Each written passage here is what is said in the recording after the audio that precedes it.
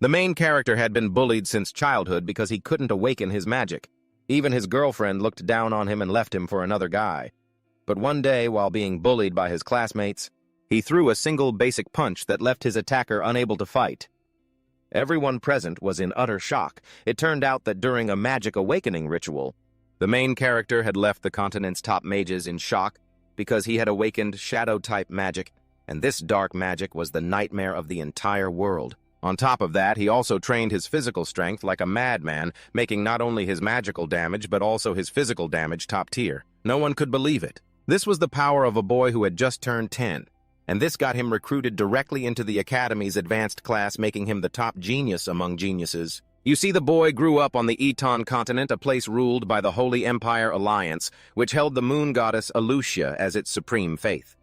But behind that peaceful facade, in the distant borderlands, there were legends of an ancient forgotten bloodline, and it seemed this boy was a part of that very secret. Right on his birthday, his mother suddenly said she would teach him divine arts. Hearing this, he could barely hide his excitement for that power. At least from now on, when I go hunting, I won't be pushed around anymore. But his joy was short-lived as his mother threw a bucket of cold water on his excitement, stressing that learning divine arts was not at all simple. And not just anyone on this continent was worthy of touching it. All divine arts were under the control of the Holy Church, and they had erected countless barriers. Ostensibly, they were to stop evil forces, but in reality, they were also to control power. To step through that gate, Shades. The first condition was to fully comprehend the meaning of the ancient language, a language used as a protective lock. As she said this, the mother's tone suddenly changed. She uttered a string of strange sounds that he had never heard before. The last phrase rang out clearly, "Power is reserved only for the truly strong." What no one expected was that the boy, almost as a reflex, opened his mouth and replied in that very same language. The content of his reply was even more startling. "The truly strong must be the one who possesses wisdom." In that moment, his mother was stunned. She couldn't understand how her son knew the ancient language, but he simply pointed to an old forgotten book in the corner, saying he had learned it from there. At this, his mother's expression changed completely, a mixture of joy and astonishment. She slowly sat down and revealed the truth. That book was the holy scripture of the goddess Alucia. Inside it recorded 7 tales of the divine arts, as well as the ancient language he had just used. The more the boy listened, the more confused he became. He was certain he had seen that book in the attic before, but he couldn't understand any of its contents then. So why could he read it now? The answer was simple. Because you just passed through the first gate. Only those acknowledged by the goddess can understand the Holy Scripture. In other words, you have been chosen. That very night, the most important ritual began. The birthday gift was no longer a simple promise, but a chance to step into the goddess's palace, a place where his destiny would be completely changed. Not long after the ritual began, a gentle voice echoed, asking him if he yearned for power. Without hesitation, he frankly admitted that he did. And that honest answer unlocked the next step. The space around him transformed, and statues of gods gradually appeared before his eyes. This was the ritual to unlock the divine arts. Before him lay several different paths: healing, punishment, defense, judgment, prophecy, and even a mysterious choice that hadn't yet revealed its form. Strangely, there were more choices than normal, but at that moment he didn't have time to think about it. The only thing on his mind was the desire to become strong enough to protect the person, his mother, who had raised him all alone. And so he made his decision. He chose wisdom. The voice seemed to consent, but at that very moment, an unusual interference occurred. The power meant for him was knocked off its course, redirected toward an intersection beyond the 6 statues to a 7th statue representing the dark side of the moon. The laws of the world are clear. Everything requires balance, and any power that exceeds what is foreseen must come at a corresponding price. Meanwhile, as the ritual continued in the real world, his mother looked at her son in horror.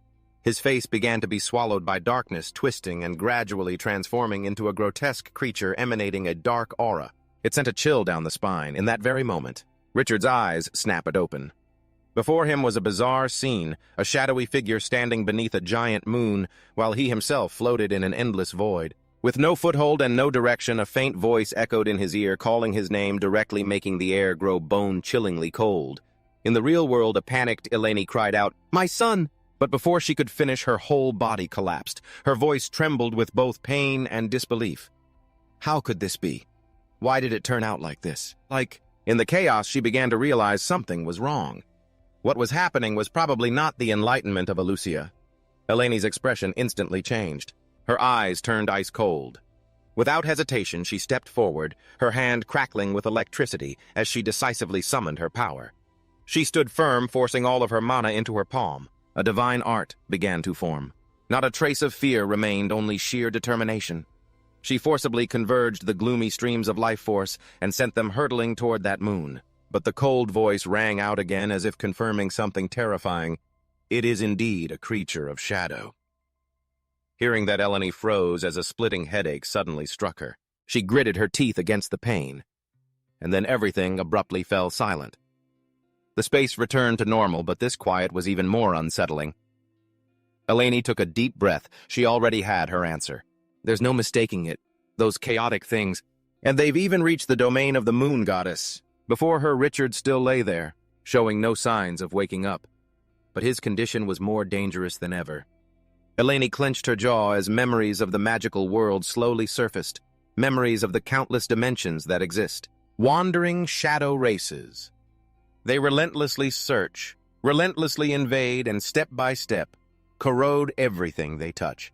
The continent of Eton long, long ago had been touched by them before. They feed on life and magical energy, using deceitful arts to bend the minds of mortals and turning believers of divine magic into instruments for sowing chaos. In the end, an era collapsed in bloodshed. It wasn't until the Holy Alliance joined forces with the moon goddess that the tide of invasion was finally pushed back. But no one suspected that after all these years, even Alucia had been tainted. Eleni looked at Richard, her heart clenching. He had now become a coordinate, an anchor for the next invasion, like a lighthouse guiding the darkness. If this continues, there are only two outcomes for him. Either he'll be torn apart by the conflicting energies, or his body will be possessed by the most powerful shadow creature and he will lose himself forever. Outside, the moonlight shone down coldly. Eleni clenched her fists. Could this be Alucia's punishment? If I were still the High Priestess, if the ritual hadn't gone awry, none of this would have happened. But regret was meaningless now.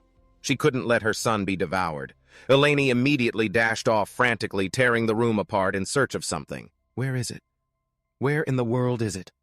Until she yanked open a drawer and finally found what she needed, an old letter worn down by time.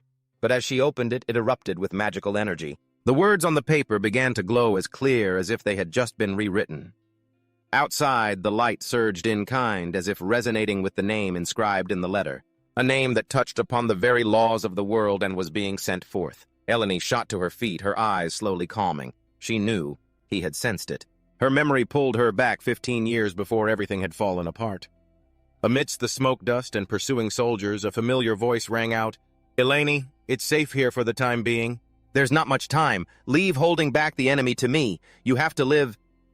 Panicked and gasping for breath, she shook her head fiercely. "No, I can't leave you alone." But Gordon cut her off. "There's no more time." He embraced her tightly. His voice grew low but firm. "Take good care of our child." Eleni's hands tightened on his shoulders, trying to hold on, but the words caught in her throat. "But—" Gordon's voice was low, but every word felt etched into her mind. "Our boy. He will carry the demon bloodline of the Archimonde clan. Let him bear this name. If one day you are able to tell him that his father is Migodin Isaiah Satan Toria Ackmond, and raise him to be a true man." The moment he finished speaking, the light erupted violently. He raised his head as if pleading with a higher power. "Lend me the power of the moonlight." Reality snapped back into focus. Eleni gritted her teeth. For 15 years, she and her son had hidden in this place, but now it was no longer safe. Without a moment's hesitation, she summoned her power, her voice ringing with the authority of a high priestess. In an instant, light flooded the entire building. It washed away any lingering danger. Eleni held Richard close, her voice trembling but full of relief. "You're awake." The boy grimaced, his head pounding. He asked, still a bit dazed, What happened, Mom? I remember seeing the full moon, and after that—" Before he could finish his sentence, Eleni gently interrupted, "It's all right. Everything's over now." But Richard's gaze suddenly fixed on something beside him, his eyes wide with surprise. "Mom," Eleni smiled gently, not shying away. Don't be afraid. This is my true form. Richard slowly began to remember his voice, still laced with confusion. I chose wisdom. The statue of the seventh goddess appeared, and then everything went blurry. But I remember being pulled somewhere else, a completely different space. It was suffocating cold, filled with the feeling of death. The moon there spoke only one sentence: like the two faces of the moon, you receive wisdom, and with it the truth hidden behind that wisdom. Hearing this, Eleni froze. The truth. She had never heard of such a thing in any enlightenment ritual, for such an ability to exist. Richard continued, even though I was barely conscious, I remember those words perfectly. Eleni lowered her head, murmuring as if piecing together scattered fragments of memory. The truth. Could it be? But before she could delve deeper into the thought, Richard's voice pulled her back. He spoke in a low tone. I feel like I can see through everything more clearly. My body feels stronger, too. I can see farther, hear better. It's as if the world has no more secrets from me. A complex feeling swelled in Eleni's heart. Gordon's words from all those years ago echoed in her mind. This boy is the one who carries the blood of Archimonde. But she quickly pushed it all down, smiling gently. All right now. You don't need to think about it anymore. All that matters is that you're safe. Then her voice slowed. Richard, there's something I need to tell you. You're 10 years old now. You have the right to know. The boy's eyes instantly lit up, assuming it was another surprise. Oh, did you get me another birthday present, Mom? Eleni shook her head slightly, her voice soft but heavy. It's about your father. The smile on her lips trembled. Do you want to meet him? Richard stared blankly. He still didn't understand what was happening. My father, isn't that him? Eleni looked directly at him, finally revealing the truth she had kept hidden for 15 years. I'm so sorry. I've kept this from you for so long. Your father, he's still alive. Her voice started to crack. So many things happened. We were forced to be apart. But if you want to, I believe it won't be long before you can meet him. The person he sent for us should be arriving any time now. But Richard was silent for a moment. Then he slowly looked up, his gaze surprisingly calm. Mom, do you want to see him? Eleni froze, unsure of how to answer. But Richard just smiled softly, his voice simple yet firm. If you want to, then I want to meet him too. His eyes shone completely free of hesitation, and it touched Eleni's very soul. She pulled her son into a tight embrace, tears shimmering at the corners of her eyes. Thank you, my son. But in that very moment of warmth, the image of Gordon once again flashed through her mind, and a cold thought began to creep in. Perhaps just like that year, the time she had left to protect her child was running out. A few days later, in a peaceful rice field, a young man suddenly looked up toward the distance. Sensing something was wrong, the person next to him asked, confused, Did someone just enter the village? His expression immediately darkened, for before them were heavily armored soldiers marching in. The villagers began to murmur, heavily armored cavalry, why would they show up? In a remote place like this, a man stepped forward, a chilling aura surrounding him. It was Modred. His voice boomed with pressure. Hey, answer me! A villager replied, trembling, Yes! The sword in Modred's hand slowly rose, its cold, sharp blade reflecting the light. His voice lowered, laced with clear killing intent. Does anyone know where Eleni is? In an instant, the scene erupted into chaos. Things were thrown about, people fell and fled. No one could keep calm. Viru fell flat on the ground, his voice frantic with panic. Who is Eleni? Who's Eleni? I don't know her. Those around him quickly chimed in. Eleni never heard of her. In a small village like this, who would have a name like that? But just then a soldier spoke up in rebuttal, his voice tense. Impossible, Captain. The command signal, it definitely came from the direction of this village. That commander is never wrong. Hearing this, Modred's gaze turned icy. He grunted in response, then spurred his horse forward, his voice devoid of any emotion. If that's the case, then the only option is to wipe this place clean. Search it thoroughly? At that tense moment, a figure suddenly appeared. A firm voice rang out, Stop! Eleni stepped out, her steps slow but resolute. Her gaze was calm, looking straight ahead. I am here. The villagers immediately started whispering, It's Eleni. Why did she come out? A soldier immediately shouted, Stay right there, don't move! But Modred raised a hand to stop him, his voice low. Do not be disrespectful. He pulled on the reins, halting his horse. Then he surprisingly dismounted, bowing low in salute. Greetings, my lady. I am Modred, a trusted knight under Lord Gordon. I have come on his orders. Hearing this, Eleni couldn't help but be stunned. Modred continued, We've come to escort you back, my lady. Just then the sound of hurried footsteps echoed from the distance. People ran calling to each other, Hurry! Something's happened at Little Richard's house. I can't believe the cavalry found their way here. Could Eleni have caused some kind of trouble? I haven't seen her for days either. Viru pushed through the crowd, trying to get to the front. Let me through! Suddenly someone shouted, Everyone look at her! Immediately the air seemed to freeze. Everyone's gaze slowly turned to one of horror. Eleni is an elf. Faced with their stares, Eleni remained calm and spoke. I know the person you've come for is not me. She turned to Richard and introduced gently. Richard, this is Sir Modred. Modred immediately bowed his head. It is an honor to meet you. I am Modred. I am at your service, young master. This scene caused the crowd to erupt once more, those knights bowing to a child, and they called Eleni an elf. Who on earth are they? Viru stood amidst the crowd, his face still etched with shock. Modred turned to ask, My lady, are you both ready? We will depart at once. Lord Gordon must be eagerly awaiting your arrival. Eleni nodded slightly. We are ready. Richard gently tugged on her sleeve, calling softly, Mom? Eleni bent down and smiled reassuringly. It's all right, Richard. They won't hurt you. We've already talked about this, remember. We're going to see your father. 2 hands, one large and one small, clasped tightly, holding so many unspoken feelings. Then they slowly let go, as if opening the door to a completely new journey. Behind them, the soldiers began to shout, Stop gathering, disperse now. No one is to leave the village, Modred added in a cold tone, until we have departed. Then his eyes glanced toward Richard, silently assessing him. So this is Lord Gordon's son, the heir to the Archimonde bloodline. Just then a subordinate ran up out of breath. Captain Modred, there's a problem. His voice was filled with anxiety. Modred frowned. What is it? The man swallowed hard. We can't find the lady anywhere. Modred's expression changed instantly. What, didn't she already get into the carriage? The lady said she forgot a few things and went back to get them, the subordinate hurriedly explained. But on the way there was a strange gust of wind, and then we completely lost track of her. Before they could react, a horrified scream echoed from the distance. This is bad. There's a fire in the village. Everyone immediately panicked. A fire where? The answer left them all stunned. It's the house of the one who was just taken away. Eleni's house. The subordinate in the back shouted, his voice nearly breaking. Report. The lady. She returned to the house and set herself on fire. Hearing that, Richard's eyes instantly darkened. No.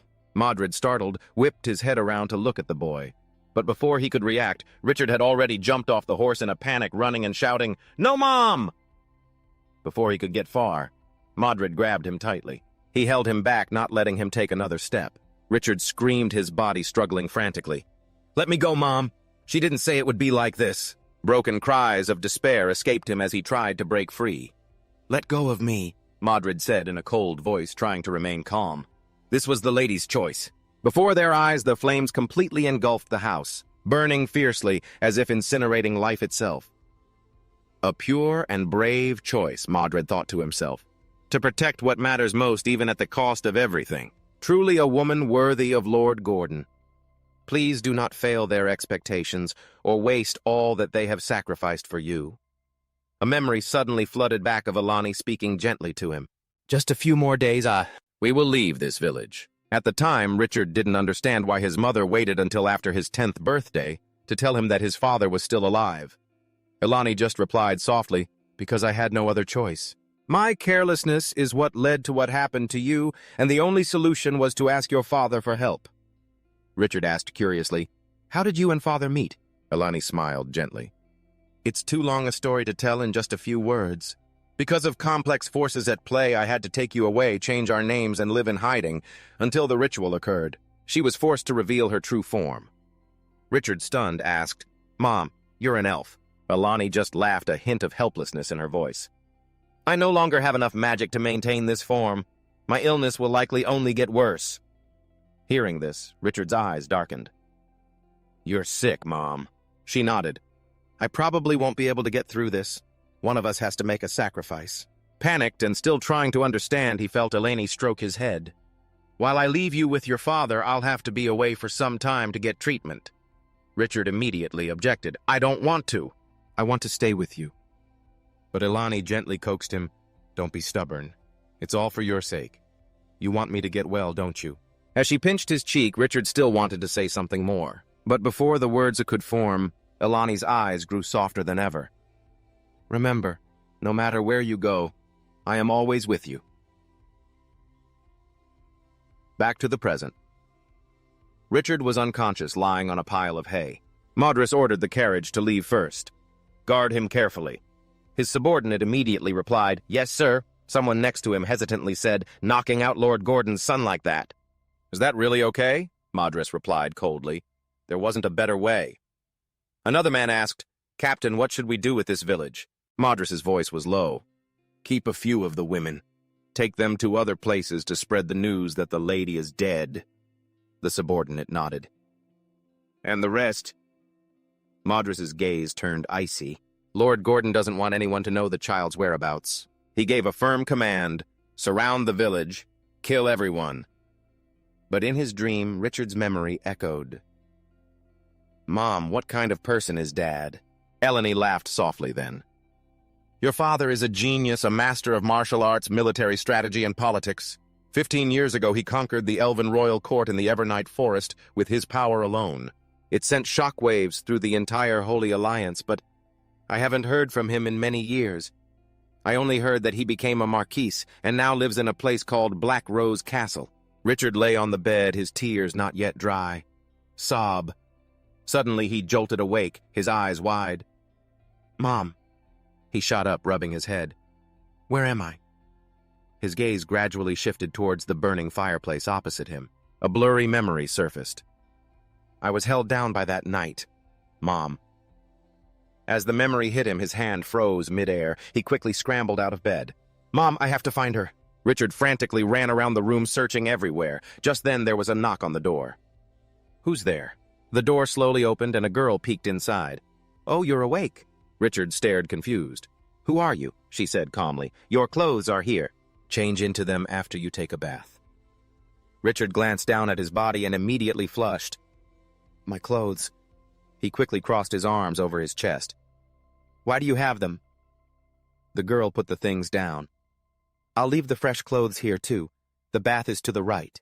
Get yourself cleaned up first. The master wishes to see you. Hearing this, Richard froze. The master... He slowly pushed the door open and stepped cautiously into a large chamber. His small figure seemed dwarfed by the space. Richard tugged lightly at his collar. This place is enormous. The flickering candles on the table created an atmosphere that was both warm and intimidating. Slow footsteps echoed from the staircase. Richard frowned, looking up to see a man leaning on the railing. His deep voice carried down, So we finally meet. His gaze was sharp as he called out his full name, Richard Archimond. Then with a slight smirk, his voice lowered. My own flesh and blood. Outside the window, the candlelight cast a faint flickering glow. The silence in the air was suffocating. Gordon sat there, each of his movements slow and deliberate, as his elegant hand sliced cleanly through a piece of beef. It was as if he had everything under his control. In stark contrast, Richard sitting across from him ate in a rushed, unrefined manner, seemingly channeling all his emotions into each bite. Gordon spoke quietly, his tone even. Life has its ups and downs, but you should never forsake the simple pleasure of a meal. That's what Elian always used to say. You're so much like your mother. At those words, Richard froze, his eyes darkening. The meat in his hand suddenly tasted like ash. He slammed his fork down on the table. Gordon carried on as if nothing had occurred. While things did not go according to my predictions, Elian did indeed sacrifice herself for you and for me. She protected you, and she kept my identity hidden from other forces. Therefore, you must understand this, Richard Archimond. Richard's head was bowed, his hand gripping his napkin tightly. My name is Richard. Gordon immediately dismissed it. Whether you admit it or not. Elian never gave you that name. Therefore, you carry the name Archimond. In the end, she entrusted you to my care regardless of whatever she said in the past. The blood in your veins belongs to the Archimonde family. His voice grew cold and severe. It is the blood of House Archimonde of the Holy Alliance Empire. Our family was destined to hold the rank of Archduke, a position higher than any current duke. But throughout history, those who carry this bloodline have been too maniacal. And so we were despised by the other powers, becoming a thorn in the side of the established aristocracy. We are considered crude and lawless. And yet those same nobles idolize another man entirely. A man who feasts on raw flesh, demanding it be carved from a living creature no more than an hour before he eats. We call him Philip the Bloodthirsty. And yet he is considered the model of a true nobleman. Do you know why that is? Because he is this empire's greatest emperor. A man of absolute military might, ruthless, bloodthirsty, and erratic, forcing every noble to bow their heads. Richard's eyes widened in shock. A man like that can rule the entire empire. Gordon let out a faint, twisted smile. And yet, we, the House of Archimonde, are seen as mad and dangerous. Therefore, since you carry this blood, you have no other choice. You must become stronger. You must wield power greater than anyone else. Richard's brow furrowed, his eyes blazing with resentment. So that's the reason. The reason you and my mother were willing to sacrifice everything to fight back against those who rule this world. Gordon stood up and turned his back, his cold voice ringing out as he shoved his hands into his pockets and glanced at Richard. It's not just that I refuse to be controlled by those useless fools. You're only 10 years old. Do you really think this world is that simple? When you truly understand the truth, perhaps you'll realize that even the people closest to you are no different from that bloodthirsty emperor. Just then, a woman appeared at the door, bowing her head. Lord Gordon, we just captured spies sent by other nobles into the territory. Gordon's voice was icy. How many times has it been now? She replied, this time it's an organization involving over 100 civilians. Without a moment's hesitation, Gordon said, regardless of their status, dispose of them all. Leave no one. The woman bowed her head. Yes, my lord, Gordon added. And another thing, this is your half-brother. As Richard's older sister, from now on, I'm putting you in charge of matters within the castle. The girl maintained her somber expression. Yes, my lord. Richard abruptly kicked the table hard and shot to his feet. Half-brother! He strode straight toward Gordon, his voice full of accusation. I'm asking you, what in the world was my mother to you? Gordon lowered his face slightly, his voice chillingly flat. Now Elian no longer represents anything. Richard froze, his pupils constricting as a dry laugh escaped his lips. Ha! Gordon began to speak slowly. Her final request to me was to entrust you to my care. I believe she placed some kind of wish in you, but I'm not interested.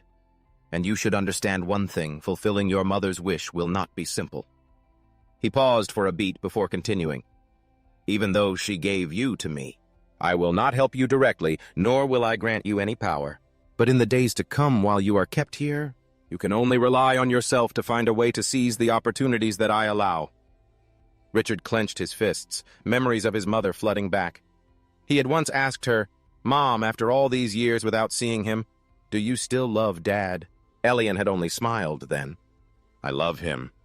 I hope that after you meet your father, you'll like him too.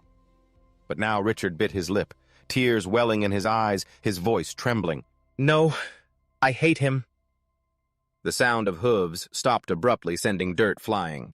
Modred pulled the reins, his voice low. We're almost there. 2 days later, a colossal tower loomed before Richard. The Avarice Magic Tower City. Modred said, This is the training ground Lord Gordon has arranged for you, young Master Richard. He stood there stunned before he could react.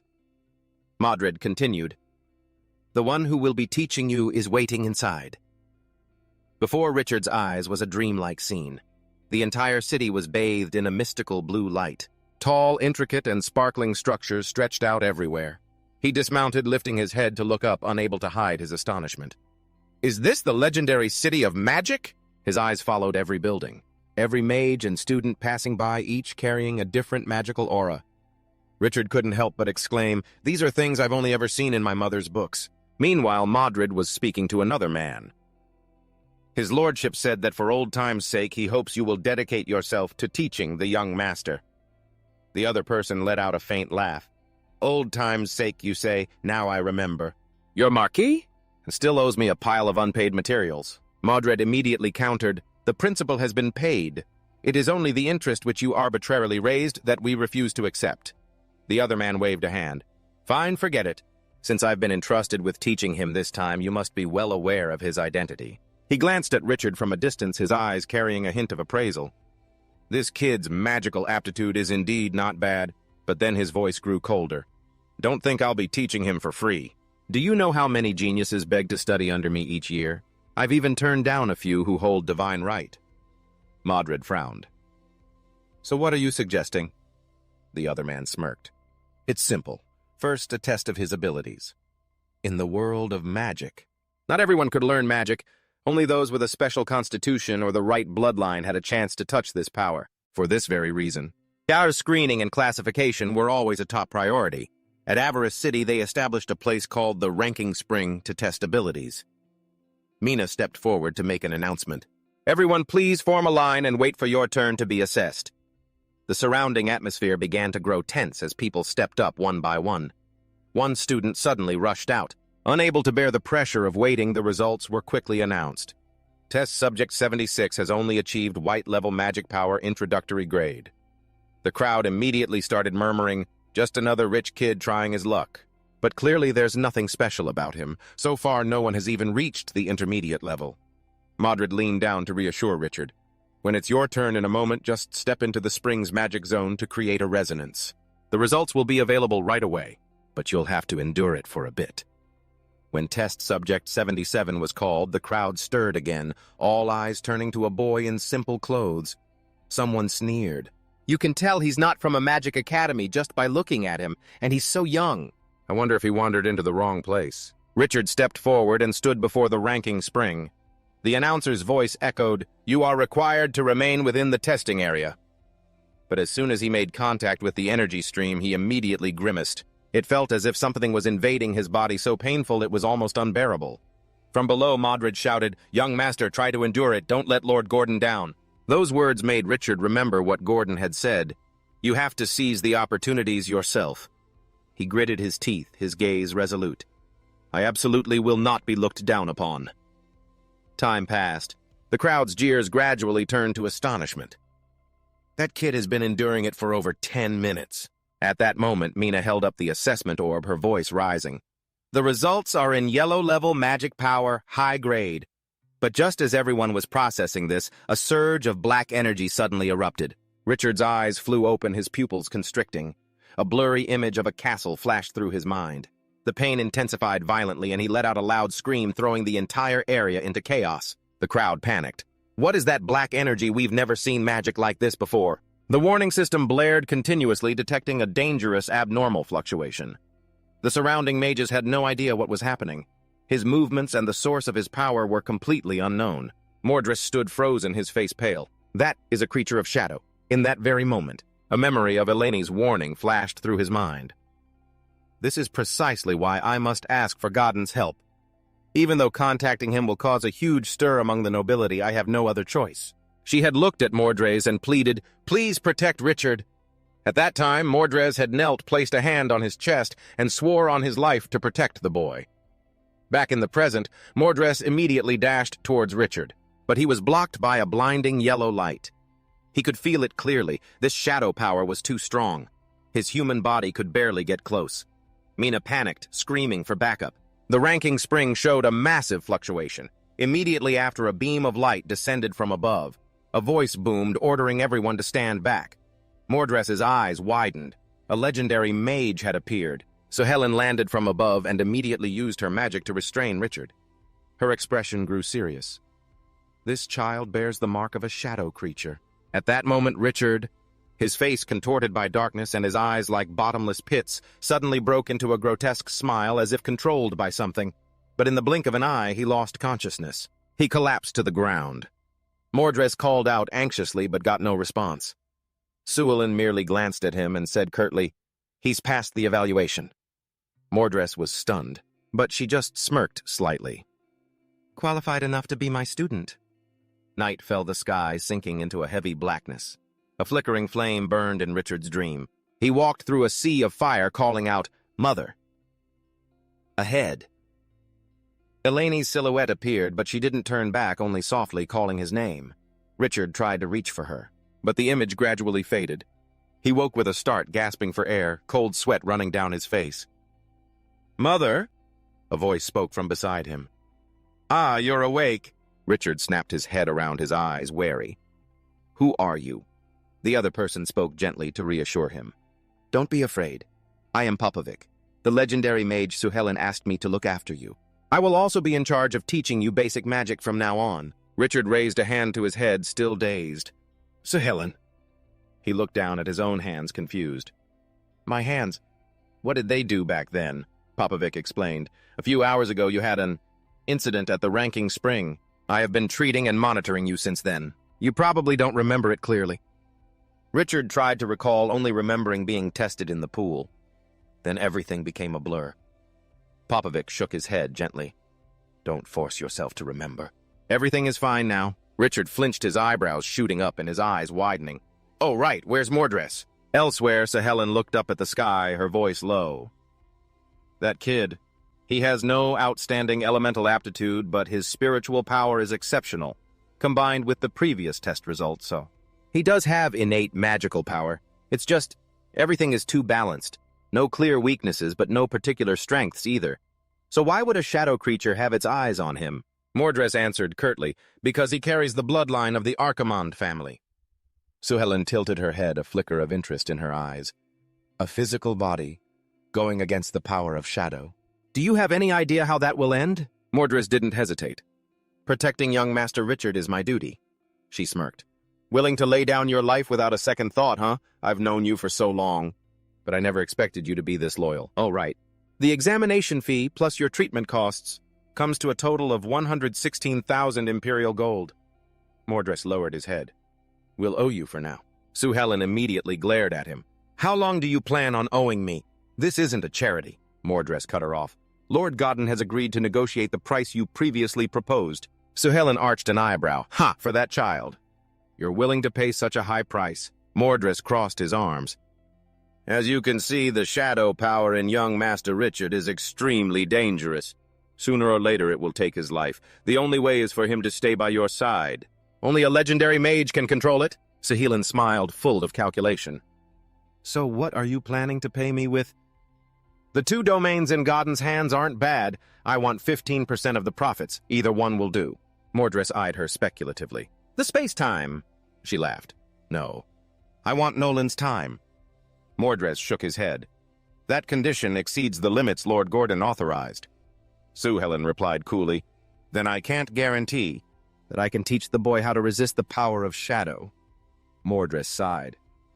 "As expected, you're as greedy as ever. I will discuss this again with the Marquis, but I hope you can make a concession, so the deal can succeed." She covered her mouth with her hand and chuckled. "Fine, I'll concede a little. During the next prayer ceremony at the Eternal Dragon Hall, I'll lend Richard a hand. How about that?"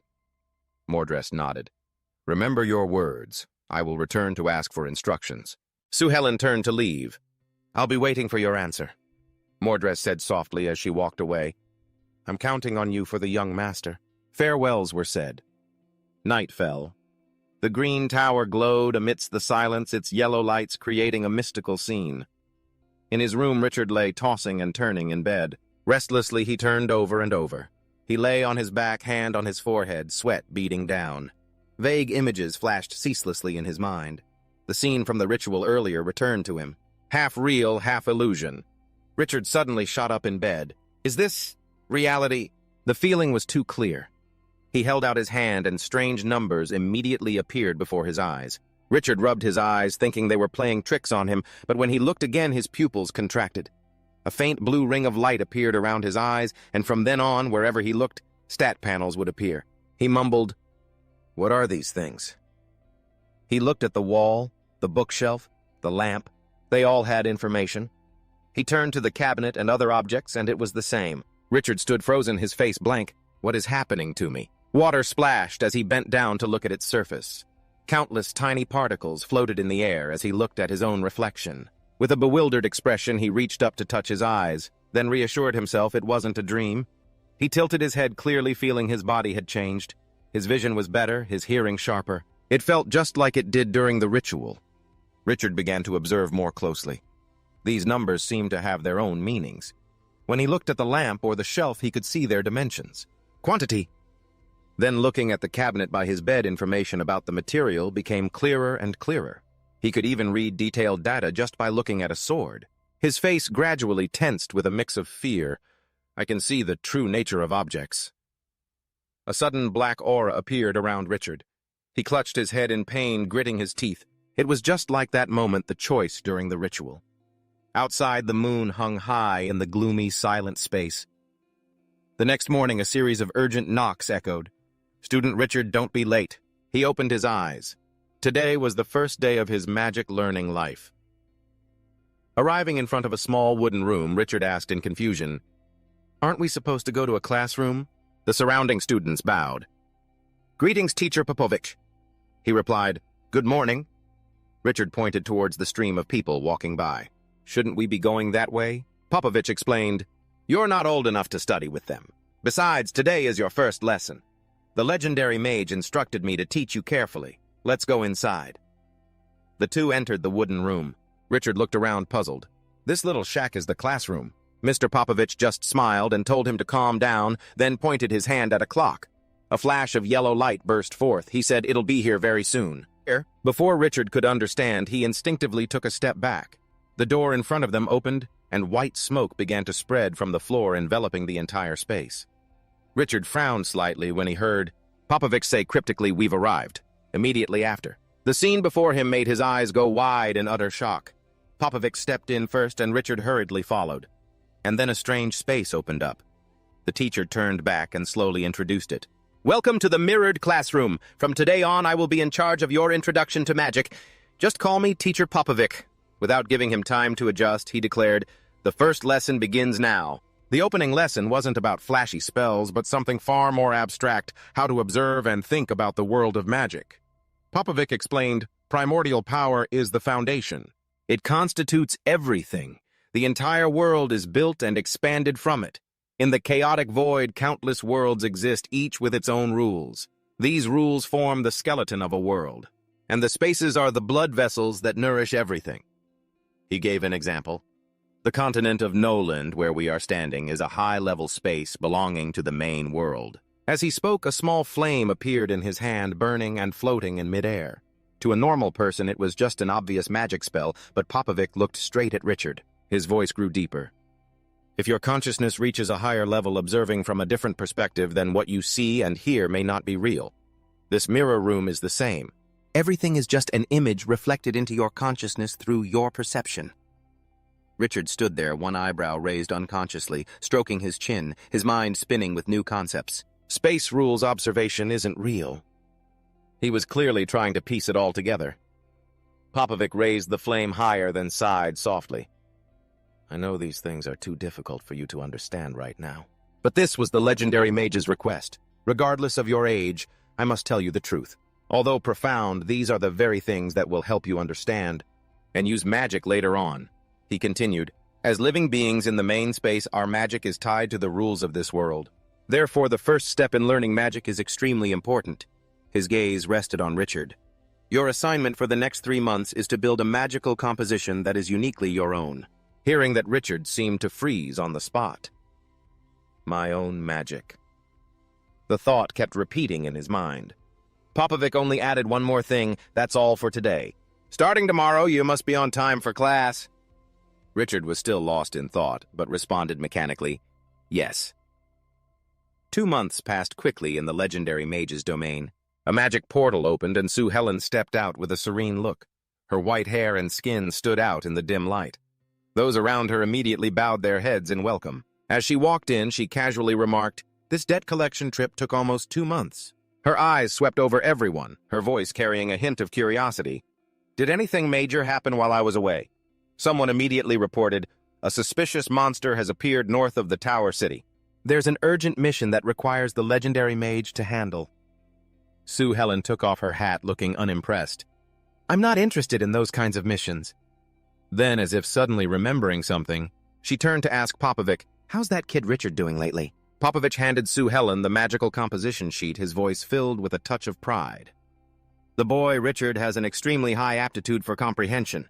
He can already use basic magic. Furthermore, there's a surprise.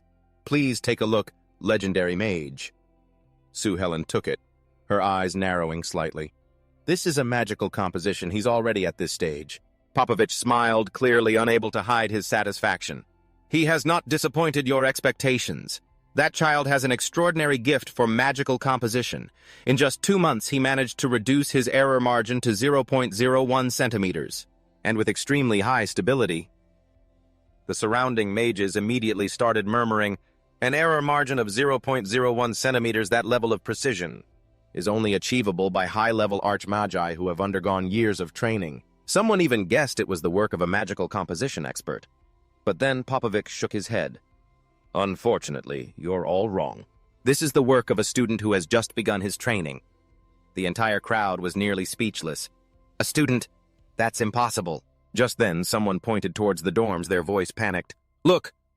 All eyes turned in unison. In the night sky, magical fireworks were exploding brilliantly. This was accompanied by strong energy fluctuations in the middle of the dorms where magic is forbidden at night.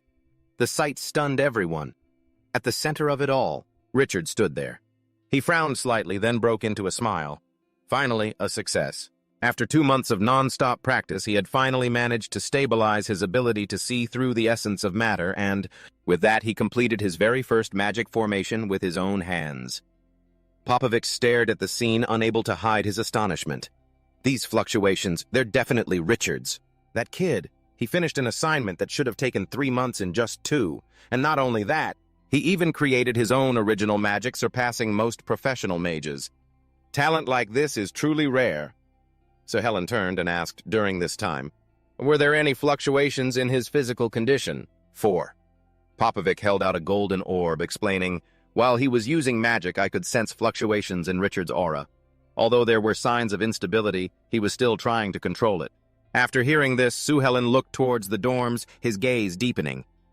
In that case, it's about time to let him begin true school life.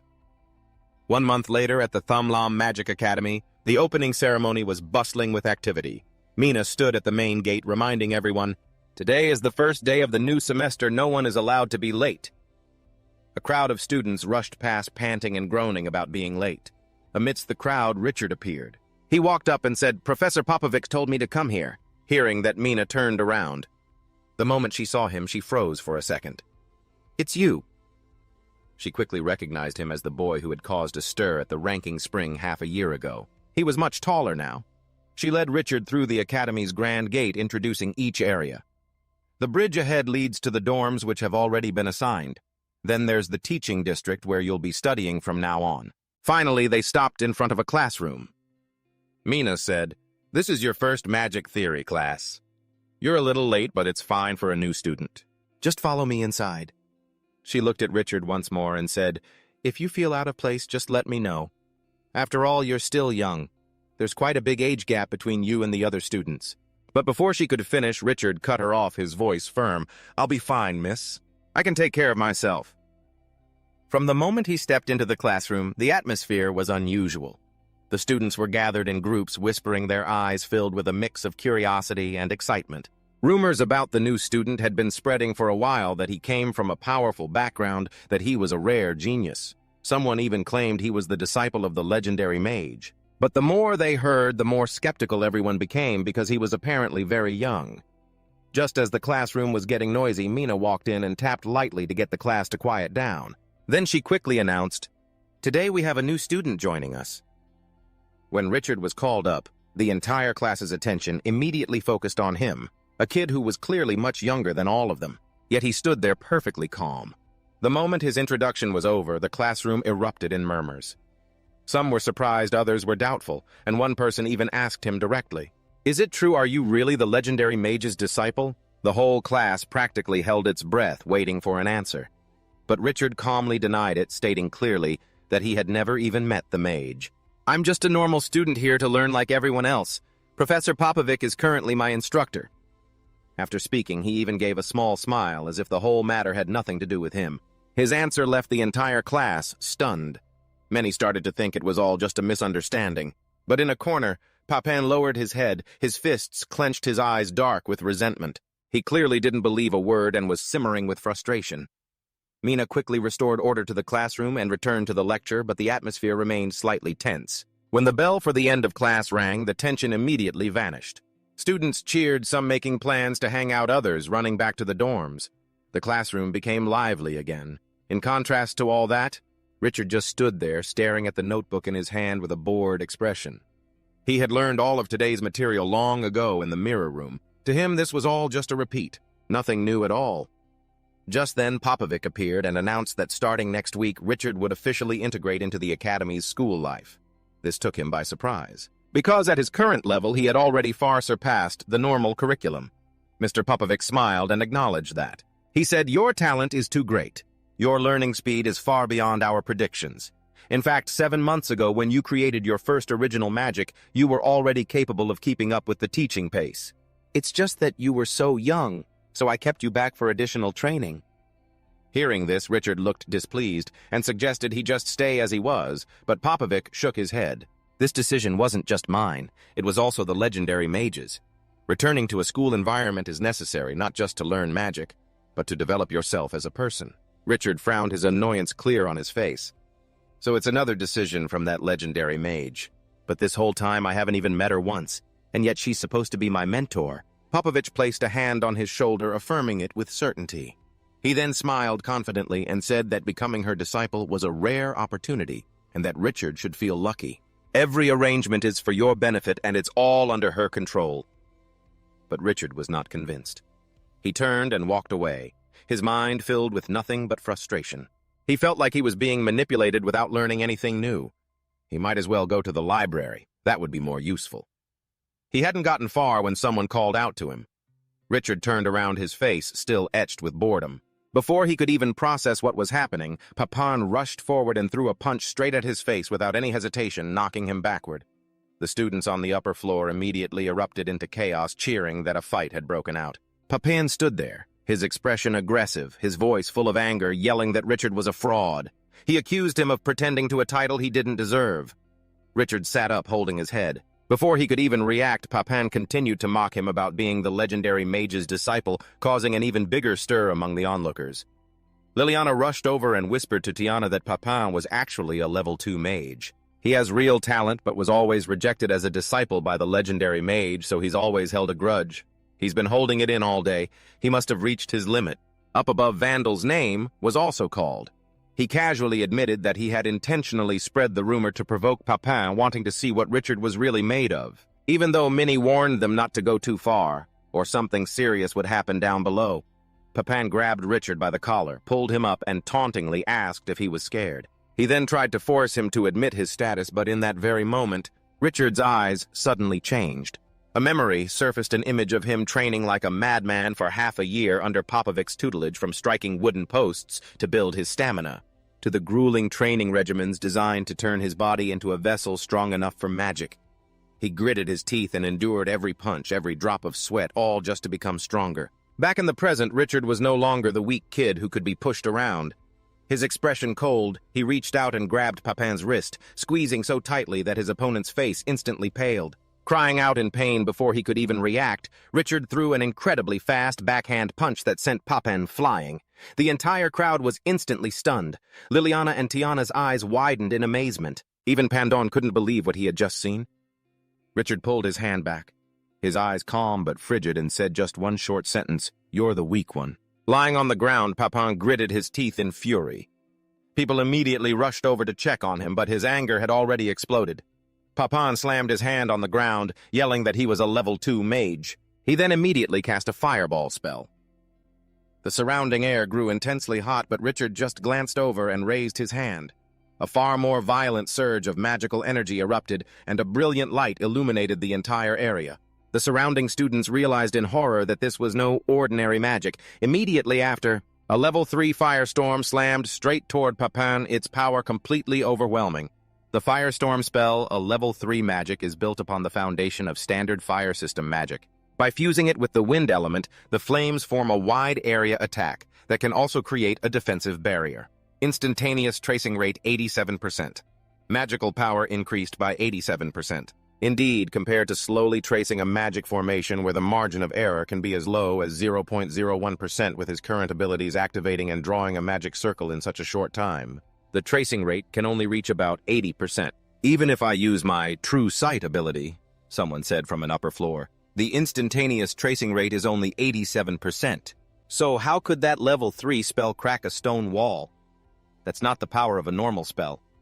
The power multiplier from the magic circle's tracing rates must be enormous. That kid, 8, is just a newly enrolled level 1 magic apprentice. Huh, Richard thought, dazed. I can already use level 3 magic, as expected of a legendary mage's student. I got a little carried away and forgot myself. Everyone was whispering amongst themselves. It was rare to have a chance to apply the magic we'd learned for almost a year in a real situation. Teacher Popovic had warned me. Don't carelessly use magic that's above your level, Pandon exclaimed. His power is on a completely different level from ordinary students like us. He then threw a magic schema down to Papin. It's mainly because he's still so young. Papin doubtfully reached out to take it. Here, Papin. Pandon's lips curled into a smirk. Take this. Someone shouted, Papin, don't forget the deal we made. After this is done, I'll use my family's influence to help you become a student of the legendary mage. All the students started running in a panic. Get out of here, quick. Hey, that's Papin. Has that guy gone insane? He's using a magic schema. Recklessly using magic in the school is forbidden. This magical wave is... It's not simple. Run quickly. This isn't a place for kids like you. Richard stood frozen, surrounded by a purple aura. His eyes widened in horror, his pupils contracting. Level 5 magic. He was lifted into the air by the force, crying out in pain. Ah. Liliana's face turned pale. That's level 5 magic. A basic divine power system spell. How can Papin possibly use it? He gritted his teeth, his face contorted in agony. This spell is... Hey, from the legendary mage's magic system. Richard's face was contorted in pain, sweat pouring down like rain. Vandal stood on the sidelines, a wicked smile on his face. Richard rasped, My entire body. I can't move. I'm completely unable to deploy a magic circle to counterattack. And that ear-splitting sound. My head feels like it's splitting apart. Papin said to Pandon, This is enough, isn't it? Let's just teach the kid a lesson. Pandon replied, No rush. Let's wait a little longer. The other boy said worriedly, But I'm afraid he'll go insane. Bandon flashed a malicious smile. I said we wait. I want to see what else that little brat has got. Making him go insane wouldn't be so bad either. Richard's face was twisted in agony, his eyes clenched shut as veins pulsed on his forehead. No, no, no! He frowned, his eyes snapping open, pupils constricting. No! Suddenly a dark aura erupted from Richard. Papin stared in shock as the black energy surged toward him. What is this? The dark aura enveloped him. What kind of power is this? The black smoke vanished. Papin clutched his head, screaming in agony. Ow! He writhed on the ground. Oh, my head hurts so much. A classmate approached and asked, Papin, are you all right? The magic instructors rushed over. A student reported an illegal duel using reckless magic here. Papin was clutching his head and rolling back and forth. Ma'am, Papin suddenly went berserk. Richard lay unconscious on the ground. Richard has passed out too. Pandon hurriedly ran down. Why the hell did Papin suddenly go crazy? I was so close to making that kid. The magic circle design lay on the ground. I have to use my magic to get it back. I can't let anyone find out that I was pulling the strings. A pair of feet approached the magic layout paper. Ma'am, I've discovered the design for the magic circle that student Papin used during the duel. The sorceress looked doubtful. She continued, perhaps this match? Pandon had a look of utter terror on his face as he stared at Mimi. Holding the paper, Mimi glanced at Pandon. So there was another mastermind. So Helen was suspicious. Did that abnormal energy make him go insane? The Spirit Stone replied, that's right. According to student Papin's memories, he was on the verge of going mad. He saw an unusual energy burst from Richard that was messing with his mind. But the strange thing is, none of the other people involved saw this energy. Thinking that student Papin had suddenly gone crazy, she turned. At that moment, I was using my school's psychokinesis magic, this phenomenon. It's very likely that the darkness inside Richard's body took advantage of that psychic magic. The stone replied, I believe that is what happened as well. So Helen looked up. If that's the case, that means Richard has begun to unconsciously use the power of darkness. Popovic, you must watch him closely. He replied, yes, legendary sorceress. Loham and Joel stepped forward. You were the one who handed down Pandon's punishment. How do you think we should handle this now? So Helen leaned back. Do you two have any opinions? Loham spoke up. The one who instigated this incident has already received a severe punishment. Pandon has outstanding talent and is the son of Duke Solam of the Holy Tree Dynasty. Master Cross himself has praised the boy's crafting abilities. I believe we should maintain his status as a student. Joel then said, I believe Duke Solam of the Holy Tree Dynasty. Mom has 2 other talented sons. We could simply abandon Pandon and offer them a self-funded admission spot. That way we could also receive a hefty donation. Sahilan replied, that idea could cover our losses from last season. Loham cut in, that is unacceptable. A student position under your highness, Suhelen, is far too precious. How can it be sold so carelessly? Doing so would mean adding another self-funded student slot. Joel looked at him. Reputation is a problem for the future. Our losses are right in front of us now. I don't want Her Highness Suhelen to have to take on exhausting and arduous missions just to cover our deficit. The two argued. If we have too many official students whose skills don't match their titles, it would be severely detrimental to Her Highness's reputation and that of Deep Greed Tower. It was your idea to let Pandon buy his way into a student spot in the first place. Joel countered, all income and expenses are the foundation of the Deep Greed Magic Tower.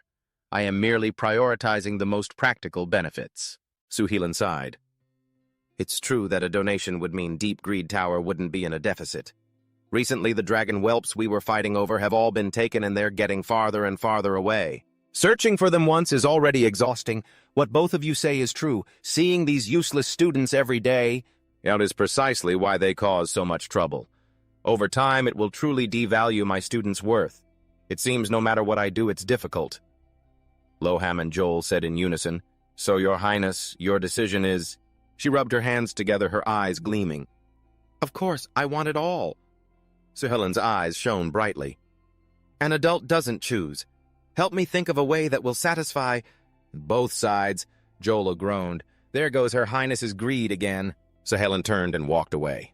Anyway, Pandon was the one who planned this whole thing. I heard that in this duel. The first-level student Richard used a third-level magic spell. It seems your teaching has been quite effective, Popovic, he replied. It's only because the boy Richard has such exceptional talent. He's truly an outstanding prospect. She rubbed her chin, reminiscing. Even I couldn't do that when I first started learning magic. Popovic said, there's another reason the child was able to do it. For the past year, he hasn't just been learning magic. His body, his mind, his will, every aspect of his being has supported him in his efforts. Richard once said, my mother sacrificed everything from beginning to end to protect me. She taught me the meaning of becoming a true man. I have to become strong, to have the power to protect the things I want to protect in the future. A small smile played on Sir Helen's lips as she looked into the distance with a faraway gaze. The sky was perhaps tinged with gold and warm sunbeams shone down. She looked up at the sky. It seems this Deep Greed Master of Rune Crafting may witness the birth of a saint of crafting. 1 month later, someone came with a message. Richard, a member of your family, is here to visit, and they've brought a lot of gifts. Hearing this, he quickly ran in that direction. The image of Gopton flashed through his mind. It couldn't be him, could it? The door slowly creaked open. Richard froze, staring at the person before him. Huh! Erin turned around, her voice somber. Richard, it's been a while, she added. My dear half-brother. 3 days prior, in the Black Rose Castle, the lights flickered. Gordon held a glass of wine. News from Greed City had arrived. Over the past year, Richard had studied and matured quite a lot there. The deal with that greedy woman is due for another payment. In a few days, Modris has a pursuit mission. You will accompany me this time to settle it. If that's the case, then you can just stay in Greed City. Daisy held her arm hesitantly. My lord, but my mother's illness. I'm afraid she won't last much longer. Her health has been getting weaker recently. I hope I can be by her side in the end, Gordon replied coldly. Your mother is no longer worth wasting any more time on. For the Archimond family, those who have lost their value cannot become a blade. They can only turn to dust. I order you to depart in 2 days. Her face fell as she clenched her teeth. Yes. Gordon stood up and left. As my own flesh and blood. According to the reports, the special abnormality in Richard's body has allowed him to unconsciously touch the power of darkness. I want you to stay by his side. Observe his condition closely for me. Daisy bowed her head. Yes, my lord. He added, bring the child from the fallen noble family we took in with you. That girl should be about Richard's age. She replied, Correct, but she has always been in charge of our intelligence work. Gordon looked out at the sky. It doesn't matter. Let her return to her position as part of the family's bloodline. In the future, Richard's growth will prepare him to continue our lineage. 1 year later, the towering city of Greed, solemn and silent. Students chattered amongst themselves. School starts tomorrow. Did you finish your homework? Not yet. Looks like I'll have to pull an all-nighter to finish it. Wearing only a single piece of cloth, she sat on the bed before stepping outside. Today is the start of a new semester again. I don't even know when it happened. But I've already been here for a year. Her hair blew in the wind. Time really flies. To some extent, this place suits me even more than the Black Rose Castle. Richard was also starting his 3rd semester of magic. That kid is about to celebrate his 13th birthday. A maid entered. "I'm here, milady." Daisy glanced back. "Go prepare a meal for young Master Richard. Today is another health supplement for him." In the dorms of Greed Academy, Richard was doing push-ups preparing for the new semester. Sweat dripped onto the floor. A voice called out, "Richard! Miss Daisy is out today, so she asked me to prepare a full meal for you." He looked up. "Again." Erin sat down shyly, brushing her hair. "Good morning, Master Richard." He remembered. Since a year ago when his half-sister Daisy came to take care of him, Erin would show up once a week. She asked, "Young Master, have you been waiting long?" "The other delicious dishes will be brought out soon. You should eat while it's still hot." Richard looked at this plate of food with disgust. "It's always these strange dishes." Erin introduced them. "These are the bones of an earthquake Komodo. This is Hatano fish from the deep sea, and there's also warrior's wine from the elite dwarven warriors of the volcanic canyon." Richard picked up his knife and fork. "Every time you come, you prepare these bizarre things for me." He glanced at Erin, his brow slightly furrowed. "What's even stranger is that this maid always wears such revealing clothing. I have absolutely no idea what's going on." Erin turned to him. "Huh. Young Master, why aren't you eating? Is it because my cooking is bad?" Richard got flustered. No, it's not that. I just finished exercising, so I don't have an appetite yet." She pushed the plate closer. "That won't do. That. Miss Daisy instructed me to make sure the young master eats everything. These are all the main ingredients of a tonic prepared with a special method. If you eat it all, it will enhance your strength and physique. Or, should I feed it to you?" Richard blushed. No need, I'll eat it myself." Erin looked at him, her voice softening. "Please eat up. It's a famous saying I learned in Greed City. Over the past year. To have the strength of a dragon, you must first have the appetite of a dragon. The high-level mages here all eat a ton. Miss Daisy also. Yassine prepared these ingredients especially for your constitution. My feelings are in here too. I hope you truly enjoy it." She leaned in close. "I can use everything I have to serve you, young master." As Richard was eating, his face flushed red, his eyes rolled into the back of his head, and he collapsed backward. "So hot! I can't take it anymore!" Erin rushed over in a panic. "Young master!" White smoke billowed from his mouth. "So hot! I'm so dizzy!" She worried. "Oh no, maybe I added too much of the medicinal herbs. Or maybe after eating these dishes for a whole year, the effects are finally kicking in. The time has come. I have to help him calm down." At that very moment, a humid steam rose, blurring Richard's vision. He slowly opened his eyes, looking around in a daze. He mumbled, "After eating that stuff, my head is spinning." Erin spoke. Her voice was gentle. "Young master, are you awake?" Richard flinched and turned. "Why are you here?" She replied softly. "I'm just taking care of you. The dishes you just had were a specially made medicinal meal. The effect is quite strong, so your body had an intense reaction because it isn't used to it." Richard pushed himself up, feeling hot all over while his head was still spinning. Erin quickly reached out to support him. "Young master, be careful." He frowned slightly. "I'm fine, just a little dizzy." Erin shook her head, her tone becoming more serious. "You can't be careless. These medicinal ingredients have been building up for a long time. They've only shown such a strong effect today. You need to rest." She helped him lean against the side of the tub and gently wiped his forehead with a warm cloth. The room grew quiet, filled only with the swirling steam. Erin spoke slowly. "I used to think that I could only live my life according to the arrangements of others." Richard's eyes fluttered open as he looked at her. She continued, "But I'll remember what you just said." Richard slowly shook his head, his voice weak but clear. "You're not anyone's tool. Everyone has their own path to walk. Hearing that, Erin's eyes wavered. She bowed her head and whispered, "Thank you." A moment later, Richard couldn't take it anymore. His body went limp and he passed out. Erin was startled. "Young master—" She quickly caught him and laid him down to rest. Looking at his face, still flushed from the medicinal power, she let out a soft sigh. She remembered the words he had just spoken. Everyone has their own path. Erin's gaze grew steadier. She smiled faintly and whispered, "I'm Erin. From today on, I'll take good care of you. Master Richard."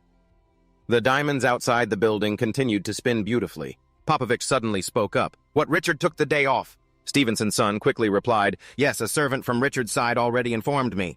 "I heard Richard isn't feeling well," he continued in a low voice.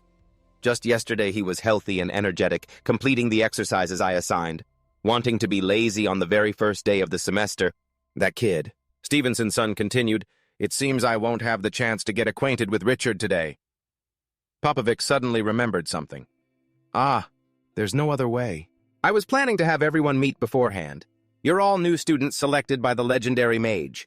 We'll just have to wait for another time for you to get properly acquainted. For now, I'll take you to the mirror classroom first." Immediately, Randolph came to Stevenson's son's mind. He smiled and continued, "What a shame. I wanted to apologize for what my older brother Randolph did last time. My foolish brother did such a thing, bringing shame to our family." The other students immediately looked up at the sky. "Look at the symbol on that student's emblem. He's from the Sorum family. I heard that this new semester, another student from elsewhere has become a new student of the legendary mage. It's highly likely him." Popovich spoke in a low voice. "It's fine. Richard isn't one to hold a grudge. I think after a whole year he must have forgotten about it by now." Stevenson quickly added, "I've also heard about Richard's achievements, a level 1 student who can already use level 3 magic. He's truly brilliant. I heard that last semester he also had the highest score in magical structure in the entire course. Both Instructor Popovich and Her Highness the Legendary Mage have great faith that Richard will become a rune artificer in the future." He suddenly interrupted. "Not just a rune artificer. Her Highness even has high hopes that one day Richard will become—" Popovich's tone was slightly proud. "A saint artificer. I've heard that your magical talent is also quite high, Master Stevenson's son. In the future, you two might create some sparks in your collaborative work as artificers." His tone remained very casual. "Unfortunately, I'm not like my brother. He desperately wanted to become an outstanding artificer, and that eventually bred jealousy. It seems my talents have nothing to do with being an artificer, but that doesn't affect my eagerness to meet Richard, someone who has received such favor from Her Highness." Just then in the central library, Thalam Jole hurriedly said aloud, "Your Highness, the guest has been waiting for a long time." Days spoke respectfully. "Your Highness Helen, I am here on behalf of the Archimond family to finalize this month's transaction contract." Jale looked up. "Your Highness!" Besides the guest for the transaction, there's also news from the mirror classroom. Duke Sorum's son has arrived and is awaiting an audience with you. Helen abruptly replied, "I'm busy. Tell them to wait a bit longer." He spoke with a bit of impatience. "We've already kept Sorum's son waiting for 3 hours. My sincerest apologies, Your Highness. Sometimes when she's engrossed in something, she gets like this." Days slowly shook her head. "It's all right. I haven't been waiting long." From above, Sue Helen suddenly spoke up. "Oh, Gordon's daughter." Days down below was startled by these words. A book suddenly fell from above. "Take this."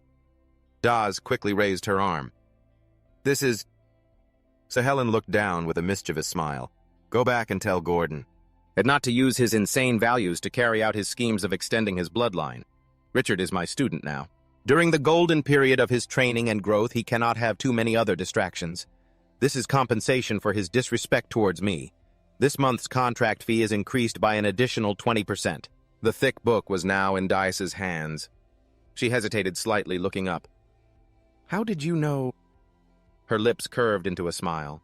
"I've known about this for a long time. I was just curious to see what effect all those fine delicacies would have on Richard. In Thalam, don't think you can hide anything from me. Let's go. Let's go meet the new student I just acquired. Let me make a hefty profit from this new disciple of mine." Jaylee let out a slow sigh. "I was wondering what could possibly be so important that you would risk offending Duke Sorum. To think Her Highness would value it this much." Suhilin excitedly continued, "Still, little Hui's method is better. Just choose one of Sorum's 2 remaining sons to replace Randolph. We get new tuition fees. and we can use Randolph's troublemaking as an excuse to extort a huge amount of compensation from them." At that moment in the mirror classroom, Stevenson quickly spoke up. "The unique traditional magic of this mirror classroom. This is truly my first time witnessing it. It's really made me dizzy and my vision is blurry. It's terrifying." When Randolph came here on his first day, he described being just as terrified. "I am Stevenson and he is Randolph. Although we are biological brothers and look somewhat alike, our personalities are completely different. As for me from my brother, I've often heard stories about you, Miss Minnie. You're also a student of the legendary mage from the Marquis Neo family." She rested her chin on her hand, her tone cold. "Don't use that condescending tone with me, and I don't care how your brother usually described me." He quickly added that although I am younger than my brother, my mind is much more mature than his. Minnie's eyes were still incredibly sharp. I had also heard, that among Duke Soram's sons, there is one who seems to be a dragon vein sorcerer. Though exceedingly rare, it is one of the most advanced and rarest branches in the world of sorcery. "Don't tell me it's you," Stevenson continued with a smile. "Seeing as Lady Minnie understands me now, I'll be direct. From our very first meeting, the Neo-Marquisate and the Soram family are currently the most mutually beneficial choice. Let's restart what my foolish brother ruined. Miss Minnie, you and I shall have a new marriage contract." The conversation between the two of them continued in the classroom. Minnie sounded a bit surprised. "A marriage contract? You must be joking. We've only just met for the first time. The information our two families have on each other is limited. We can't be said to truly know one another, not to mention whether we like each other or not. Don't you think saying something like that is too abrupt?" Stevenson slowly bowed his head. "Beautiful Miss Minnie, as a direct descendant of an illustrious family, you must understand that a family's marriage requires benefits, not feelings of like or dislike." Her voice deepened as she replied, "I'm sick and tired of hearing these lectures about family interests coming first. Ever since your brother Randolph proposed to me over a year ago. Are all you young masters from Duke Soram's house this boring?" He chuckled and continued. "We are both children of noble families. I just wanted to compare notes with Miss Minnie, that's all. I am not a disagreeable person. You can consider my proposal carefully. There's no need to rush into a decision. We have plenty of time. After all, the greatest strength of mages like us is our rationality and calmness." Minnie's gaze narrowed, unable to say another word. Stevenson suddenly took her hand. "Sometimes because of that, we are misunderstood as being uninteresting. If my words just now offended you, I hope Miss Minnie can forgive me. In the future, I will use my sincerity to apologize to you." The cold expression on her face remained unchanged. Sir Helen suddenly spoke loudly. "Sweet words are the cheapest gift of all. People who truly care have always spoken with money." Stevenson and Minnie quickly stood up and bowed to her. Sir Helen smirked and continued, "A dragon vein warlock, huh? Not bad. A very rare talent indeed." Stevenson slowly bowed. "Thank you for the praise, Your Highness, the legendary mage." Sir Helen continued, "However, the number of dragons I've bullied out in the world is countless. Over time, I've developed a bit of an intimidating aura towards dragons. A person with dragon bloodline like you must feel rather uncomfortable around me, right?" He smiled. "The fact that the legendary mage was willing to grant an extra spot to the Soram family is already immensely valuable. The influence from my family's bloodline is negligible." Sir Helen nodded.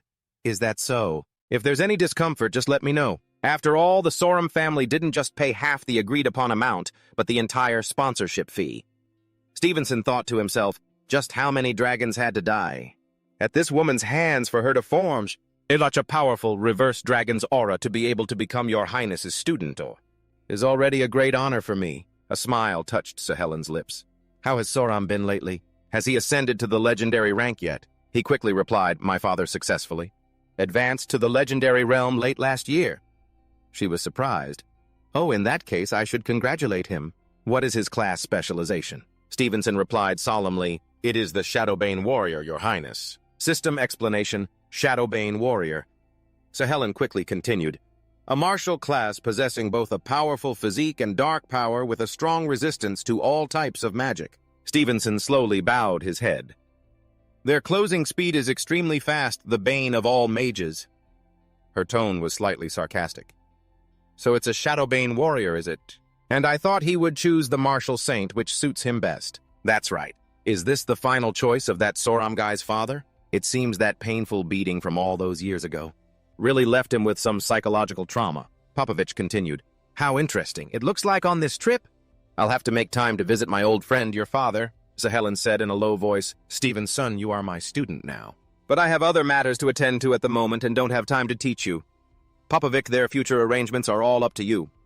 He replied, Leave it to me, your highness, the legendary sorcerer. She smiled and continued.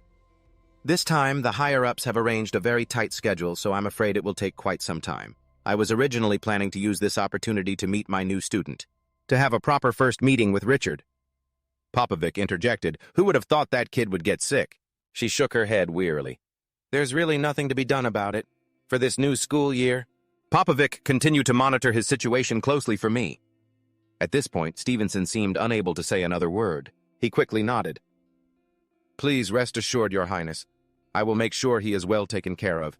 If anything happens, report to me immediately. A week passed and autumn quietly arrived. At that moment, in a very quiet building, Richard was carefully writing in a book. He thought to himself, As for Minnie and Stephen's son, just go ahead and enjoy your lives. At the Magic Academy. Yes, your highness. System notification diameter 76. Center has one closed-loop bypass group, a total of 2 to 3 loops. Radiating lines 12 to 15, curved lines and zigzag lines 8 to 10. Core pattern area approximately 20 to 25%. Radiating area occupies 75 to 80%. Richard mused, The new semester has added so many new subjects recently. The time I have for creating magic circles is getting shorter and shorter. Use True Vision to analyze all data of the inherited magic diagram. System notification. Body measurement 36. Richard was surprised. 36? Aaron suddenly spoke up. The food is here, young master. Richard's cheeks suddenly flushed red. What the hell kind of true vision is this? Aaron's eyes widened. Young master, are you feeling unwell somewhere? You've just been muttering a bunch of numbers to yourself. Richard replied awkwardly. It's nothing. So what's on the menu today? He looked at the food on the table in surprise.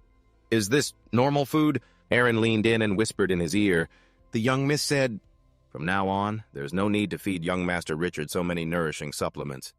She's afraid you won't be able to handle it like last time. Richard quickly turned his head away. That was obviously because you added too much stuff last week. She smiled. If the young master needs it, I can still adjust it again. He quickly shook his head. This is enough. There's no need. She adjusted her collar. I've done as you asked, young master. I'm wearing a more modest outfit, Richard said awkwardly. That's not what I meant.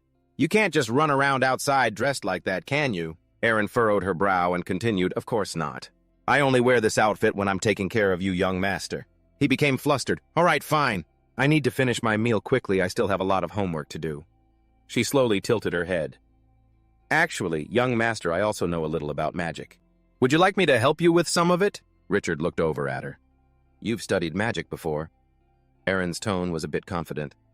Before coming here, I already had a solid foundation. Plus, I've had a year of study here. In my free time, I also take enrichment courses. System notification. Body temperature 36.7, magic level near level 3. Richard couldn't help but be surprised. She has a magic level close to 3, Aaron continued. Not only that, I'm also quite good at gathering information. To understand you better, I've looked into your surroundings.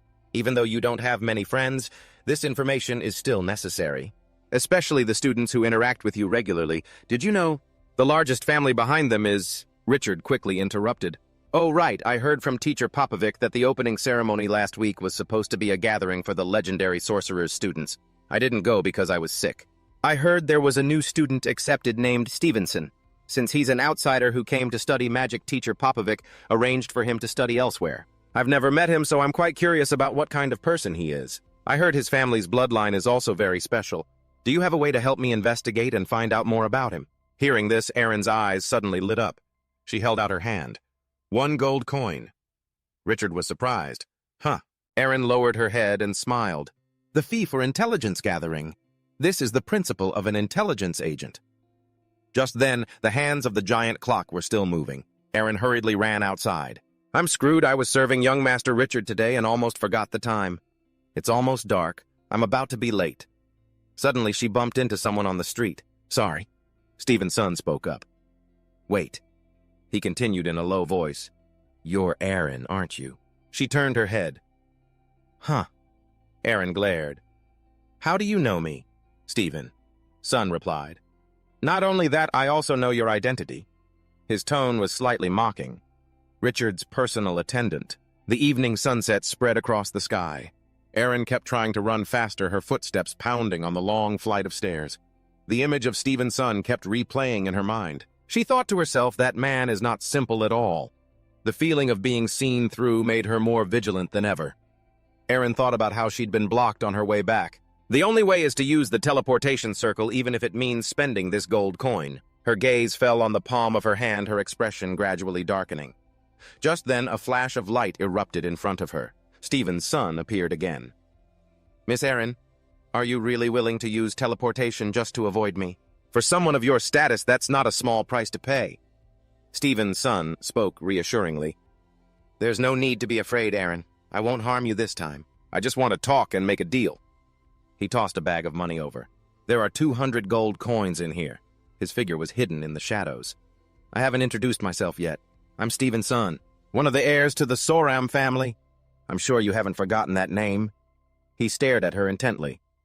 In the past records, our family was once connected to your identity, so I think we should speak more clearly. Erin remained silent, her eyes full of vigilance. Stephen continued. I've investigated your situation quite thoroughly, but what surprises me is that the Archimond family keeps you by Richard's side. What's more, the two of you seem to have a rather close relationship. He smirked slightly. For someone with your background to be caught up in the schemes of the great families, it's certainly not simple. Erin frowned. Let go of me. Stephen's son raised his hands, signaling he meant no harm. I already told you. I don't want to harm you. This gold is just an initial show of good faith. If you agree to cooperate, you can completely escape your current status and have a better position in the future. Erin looked at the bag of money, then back at him. What do you want? Stephen's son replied. It's very simple. Stand with me. Become my supporter. With your abilities, that shouldn't be difficult. And in return, you'll have the freedom and status you deserve. He spoke slowly, as if applying psychological pressure step by step. Isn't this what you've always wanted? Just then, a barrier suddenly appeared in midair, knocking his hand away. Stephen was startled. Who's there? Minnie's cold voice rang out. It seems you people from the Soram family still have such an unpleasant way of doing things. Stephen looked over. I didn't expect you to show up here. Minnie replied, I was just passing by. I didn't expect to see this. He calmed down. You're misunderstanding. I'm just proposing a deal. Minnie glanced at Erin, then at him. The way you do things doesn't look much like a deal. Stephen smiled slightly. Fine. Then let me be blunt. This is related to Richard Archimond. Minnie's expression changed instantly when she heard that name. Stephen continued. I believe you know what I mean. Over the past year, the Neo family's situation hasn't been easy either. Your territory is under threat, and the opposing forces are growing stronger. And the person leading that side is Viscount Alizi Archimond. If this conflict continues, I'm afraid it won't be long before Richard's father, Marquis Gordon Archimond, gets directly involved. When that happens, even with our Soram family's support, it will be very difficult to turn the situation around. Old memories suddenly flooded back, causing Minnie to waver for a moment. Stephen continued, I understand. A year ago you exposed my brother to remove the Soram family's influence from Tamlam. If it were me, I would have done the same. That just proves that you and I are both calculating people. Therefore, at this moment, you must also understand which choice is the most beneficial. If you miss this opportunity, not only will the marriage alliance between our two families become meaningless, but I'm afraid the Neo family will also lose its power in the future. By then... He paused for a beat, then continued, You and Erin won't be much different. Those words made the atmosphere heavy. Minnie clenched her fists, but didn't reply. 1 month later at the academy, the students were buzzing. The results of the monthly exam are out. Some were too nervous to look. These results directly affect their future mage rankings. Then everyone's eyes turned to the ranking board. As expected, Richard was still at the top. Someone couldn't believe it. Did he cheat? How can he be that good? Someone else immediately retorted, the instructor already said so. He already has the skills of a third-level mage, plus he's the student of a legendary mage. It's not strange for him to be at the top. Dace walked over with a smile. Congratulations, Richard. You're first place again. Richard simply replied, It's nothing. Then suddenly asked, Say I haven't seen Erin around lately. Where could she have gone? She thought for a moment before answering, Erin said she wasn't feeling well, so she requested a leave of absence. The higher-ups reported it to Gordon. Right now your studies are the priority, so it's fine to let her rest a bit longer. As for where she went specifically, I'm not sure either. But even without Erin, your daily life will be fully taken care of. Hearing this, Richard fell silent for a moment, his gaze lowering slightly. He looked up at the sky, a sudden sense of emptiness welling up inside him. At Thumb Lam, besides Popovich, the only person who made him feel at ease was, it seemed, Erin. He murmured softly, "Where did you go?" A thought he couldn't quite name flickered through his mind as if something familiar he'd never noticed before was now missing. The castle appeared in its ancient, magnificent splendor. Stepping inside the classroom was already filled with the enchanting lecture of the master painter. He began to speak about the statue of Venus, the immortal symbol of ancient sculpture. A piece where beauty lies not only in its form, but in the perfect balance of every proportion. According to him, the statue's body adheres to the standards revered by the ancients. From the ratio of the head to the body, the shoulders to the waist, to the length of the limbs, everything achieves a near absolute harmony. This is the law of contrapposto, a body that is full, but not at all heavy. It is soft, while still maintaining a sense of dignity, representing the aesthetic ideal pursued by the ancient Greeks. He went on to emphasize that the beauty of Venus comes not only from its perfection, but also from its very imperfection. The long-lost arms inadvertently open up a boundless space for imagination, keeping the work alive through the centuries. However, just as the entire class was engrossed in the lecture, Richard was completely lost in thought. He was pulled from his reverie when the master painter suddenly called his name. His voice carried a hint of sarcasm. He had clearly noticed the boy's inattentiveness. Under the pressure of the entire class's gaze, Richard was a bit flustered, but he still stood up and admitted he had been distracted. At the same time, he explained that he already had a certain understanding of this statue. A buzz immediately went through the classroom. Some were curious, others were quietly skeptical. But right after Richard began his presentation, he spoke of the statue's height, about 2 meters. He described how it was constructed from 2 blocks of marble with the joint hidden between the torso and the wrapped cloth, then analyzed the head-to-body ratio, which nearly reached the ideal standard according to the canon of Polykleitos. All of it showed that this was the complete model of classical aesthetics. In class that day, while everyone was still struggling with abstract aesthetic concepts, Richard left the entire class stunned. He didn't just understand, he analyzed the statue in extreme detail. From how the body was divided according to the golden ratio with the navel as the perfect dividing point, to how the entire form was organized into 3 balanced parts like a law of near absolute visual harmony. And he didn't stop there. Richard also pointed out the statue's living quality. The soft S-curve, the weight shifted to one side, the slight turn of the body creating a feeling that was both graceful and stable. It all came together into a beauty so balanced it was nearly perfect. The entire class was dead silent. Some even had their mouths agape in astonishment. Even the master painter couldn't hide his surprise. He candidly admitted that what Richard said was even more profound than his own lecture. A rare compliment rang out in the classroom, followed by both admiration and resentful glares. Because everyone could see one thing: this kid was too brilliant. So brilliant it made others uncomfortable. He was outstanding beyond his years, and because of that, for the past year, almost no one had genuinely wanted to get close to him. But at that moment, Richard paid no mind to the others' stares. In his head, there was only one person. Images of Erin appeared again and again. From their first meeting to the weekends when she quietly prepared his meals, or the times she gently offered to help him relax after tiring days of study. A person who once said she wanted to be his friend. The more he remembered, the heavier his heart became. By the time class ended, he was still sitting numbly in the library, unable to read a single word. Time slipped by unnoticed until he was reminded that he had to leave. Night fell and the space became so quiet it was a little creepy. Then suddenly footsteps rang out. Richard immediately became alert. It was long past curfew. No one should have been there. Just then the system in his head responded. A series of familiar parameters appeared: height, build, a nearly absolute level of similarity. In an instant, Richard's eyes flew open. It was Erin. Without a second thought, he immediately chased after her, calling her name, trying to get her to stop. But Erin turned and ran as if she were avoiding him. Left with no choice, Richard was forced to act. A low-level spell was activated just enough to stop her in her tracks. Erin fell, and he rushed forward, grabbing her firmly. His voice was a mixture of urgency and worry. "You disappeared for a whole month without a single word of explanation." He couldn't understand what was happening, but Erin's reaction was the complete opposite.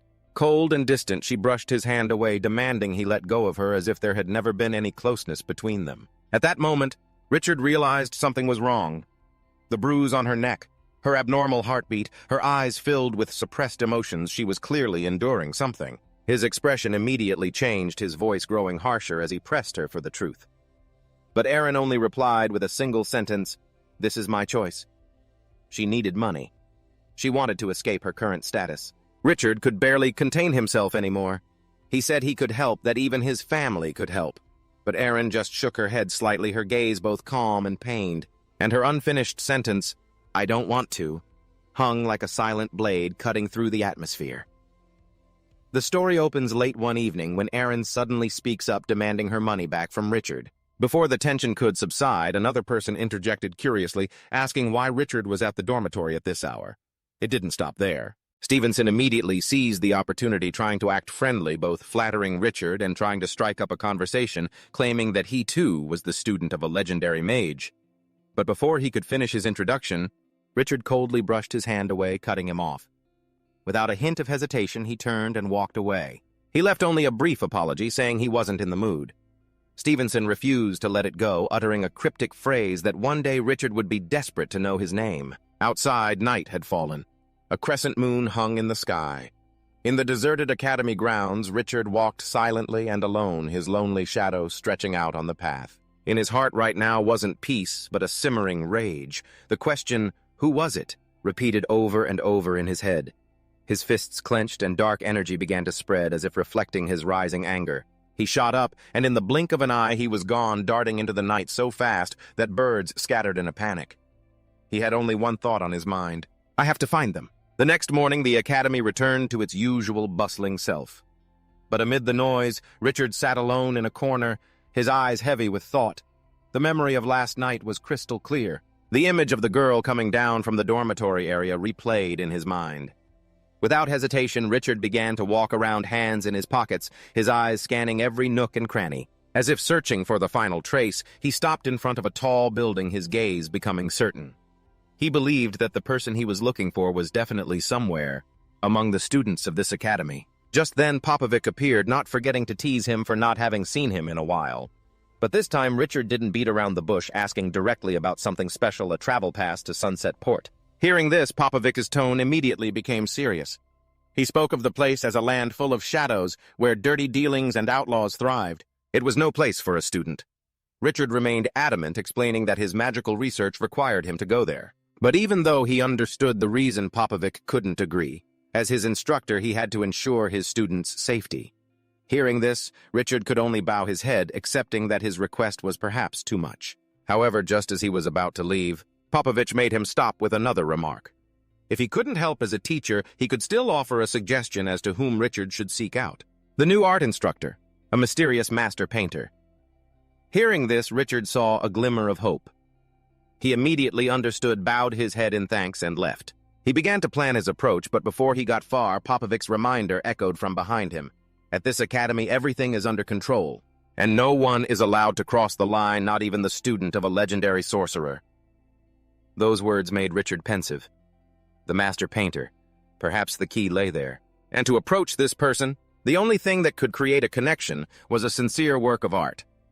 The scene shifts to the art class. The master painter announced the end of the session, asking students to submit their drawings. The theme was, "The Woman in Your Heart." Outwardly, he was gentle, but inwardly, he was full of despair. To him, teaching a bunch of students who only knew magic, and understood nothing about art, was nothing short of a waste of his life.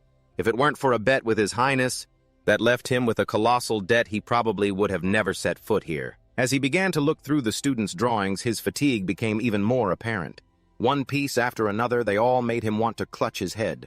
In the end, the master painter could only slap his forehead. He felt like his head was spinning, not because of the art, but because he couldn't stand it anymore. The teacher picked up a painting and froze the moment he saw it, his eyes wide with astonishment. Because this style was completely unlike anything they had ever known in their world. The sharp lines, the delicate emotions.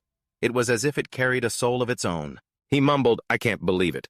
This is the work of the top student of the year." He even blurted out Richard's name in a shocked voice. Just then, a knock on the door broke the atmosphere. He immediately composed himself and called out for them to enter. Richard walked in with an indifferent expression, his gaze distant, asking directly why he had been summoned. The teacher didn't beat around the bush and directly proposed a trade, wanting to keep the painting for his collection. He began to praise the work, describing every detail, like the gentle light covering the maiden in the painting, every soft line both pure and tinged with a wistful sadness, as if it held an untold story. The more he spoke, the more his passion showed. He even admitted that Richard's talent exceeded his expectations. He wasn't just good at magic, but also possessed an incredible artistic gift. But then his voice lowered, mentioning the condition for the trade, a travel pass to Sunset Port, a place that was far from simple. He implied a warning of the consequences. But Richard didn't waver. He calmly replied that he would bear any consequences himself, and even bluntly pointed out the secret rumors about the trafficking of artworks containing blueprints for forbidden magic. These words made the teacher's expression change instantly. He angrily retorted, denying everything and demanding proof. But Richard only needed to observe his heart rate and reaction to know his guess had hit the mark. He smiled faintly, his voice still calm but carrying an invisible pressure. He mentioned his status as the legendary sorcerer's student and the power of the family behind him, a family famous for its intelligence network, before slowly revealing that the transaction list was already in their hands. At this point, the teacher had completely lost the upper hand. His face changed repeatedly, and in the end, he could only compromise, hastily agreeing to arrange for someone to guide Richard to Sunset Port. His voice carried a mix of reluctance and anxiety, as if he had just been forced into a corner with no way out. Richard didn't back down. On the contrary, he coldly raised the stakes. His decisive tone stunned the teacher. He furiously cursed at him for giving an inch and taking a mile, but Richard held all the cards. He calmly declared this was no longer a simple trade for a painting. The other party was forced to meet his demands. His eyes were sharp, observing every small reaction. The other man's body tensed. He was clearly backed into a corner. And then the demand was made. He wanted to use the underground connections at Sunset Port to find someone who could teach him assassination skills, a request that immediately made the air heavy. 2 days later, at the teleportation point of Sunset Port, Richard appeared alone in the middle of the night in a place known as the Land of Sin and Shady Dealings. A wizard looked at him with a scrutinizing gaze, unable to hide his surprise at the audacity of a teenager who dared to step into this place. Richard simply remained silent, presented the travel pass, and asked to be guided. From there, he was drawn into a completely different world, where dark alleys teemed with outlaws. Scrutinizing glares, suggestive offers, it all created a suffocating and dangerous atmosphere. Finally, he was led to meet Nia, the woman behind the underground transactions. With just one look, she could tell Richard was no ordinary person. To dare to come here to learn how to kill while remaining so calm, that was enough to get her attention. Some time passed. 1 month later, in the gloomy space of the underground training area, Richard had grown accustomed to this place. Despite being surrounded by dangerous and chaotic people, he maintained a cold expression focused on his goal, until an unexpected moment occurred. His gaze froze when he saw the very painting he had once drawn placed on a delivery cart, like an item for trade, making the world seem to spin before his eyes. But he quickly suppressed his emotions as the training session ended. Nia tossed him a pouch with his fee, laughing as she challengingly asked if he'd ever considered being killed right here. But Richard just calmly replied that he could read other people's intentions. Besides, every time he came here, he only brought enough money for the day. Killing him would bring no benefit, whereas if they successfully trained him, the returns would be much greater. His sharp reasoning made Nia laugh, but she also began to see him in a different light. Still, she warned that an assassin doesn't just work for money. They also have to weigh the risks, and she had already investigated Richard's identity, a student from the Greed Academy, a place that strictly forbids the use of harmful magic on its grounds. That's precisely why he had to come to a place like this, to learn skills beyond their surveillance. Then she asked him directly, who did he want to kill? Richard didn't answer directly, only saying he didn't know his target yet. But learning here would help him find that person. His words made Nia immediately grow more serious, and it was then that Richard revealed his true purpose. Besides avoiding the Academy's supervision, he was also after something more important. The special reconnaissance technique used by professional assassins, an ability to track the traces of their prey. And that very thing was the key to achieving his goal. When the teacher finally heard Richard's request, he was stunned, his eyes wide with disbelief. The artificer's reconnaissance technique wasn't something a mere teenager could normally comprehend, let alone want to learn. But Richard replied calmly, as if he had calculated this all along. He believed that with the great painter's extensive connections across the continent, finding a suitable person wouldn't be difficult. His words were soft, but they sent a cold sweat down the other man's back because he wasn't just talking, he knew the man's past very well. From being an honored guest of imperial royalty to having associated with countless famous artificers. The atmosphere grew tense as Richard continued his analysis. In the world of magic, artificers are those who can create miracles, the pillars of legendary power, but at the same time they are also a massive threat to the ruling powers. If they go beyond control, they could easily become a factor in a nation's destruction. That's why all factions seek to control, recruit, and exploit them. From that, countless branches of power centered around artificers were born, from legions of artificer knights to specialized assassination organizations. Each branch wields terrifying power, enough to turn the tide of war. Hearing this, the teacher was even more shaken. He realized he could hide nothing from this child. Richard's understanding and intellect were far beyond his years, forcing the man to concede and continue explaining the world of artificers, where legendary weapons and equipment once shaped history, becoming symbols of power for the great factions. But Richard didn't stop there. He bluntly exposed the man's use of art as a cover to smuggle artificer blueprints, turning it into a tool for exchanging favors. His words cut straight to the man's weak spot like a knife. This left the teacher with no choice but to claim it was all to pay off a debt. However, Richard immediately refuted that, stating it was something the Academy absolutely forbade. Cornered, the teacher was finally forced to compromise. He revealed that besides the Artificer Knight forces, another branch exists that specializes in handling secret missions. Those are the assassination organizations, and the reconnaissance technique Richard wanted to learn originated from them. Then he suggested a name, an assassin who had gone into hiding and could teach him.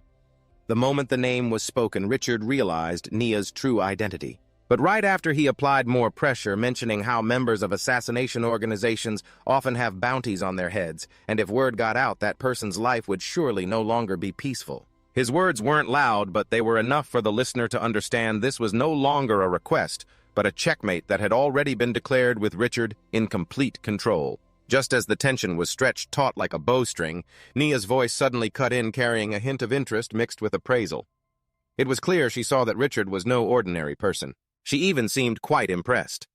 He bluntly raised his payment for their next meeting to 500 gold coins, just in exchange for prioritizing learning the artificer's reconnaissance technique, a sum that would stun an ordinary person, but Nia shook her head even though she also wanted that money. She told him straight just learning how to draw the diagrams was useless.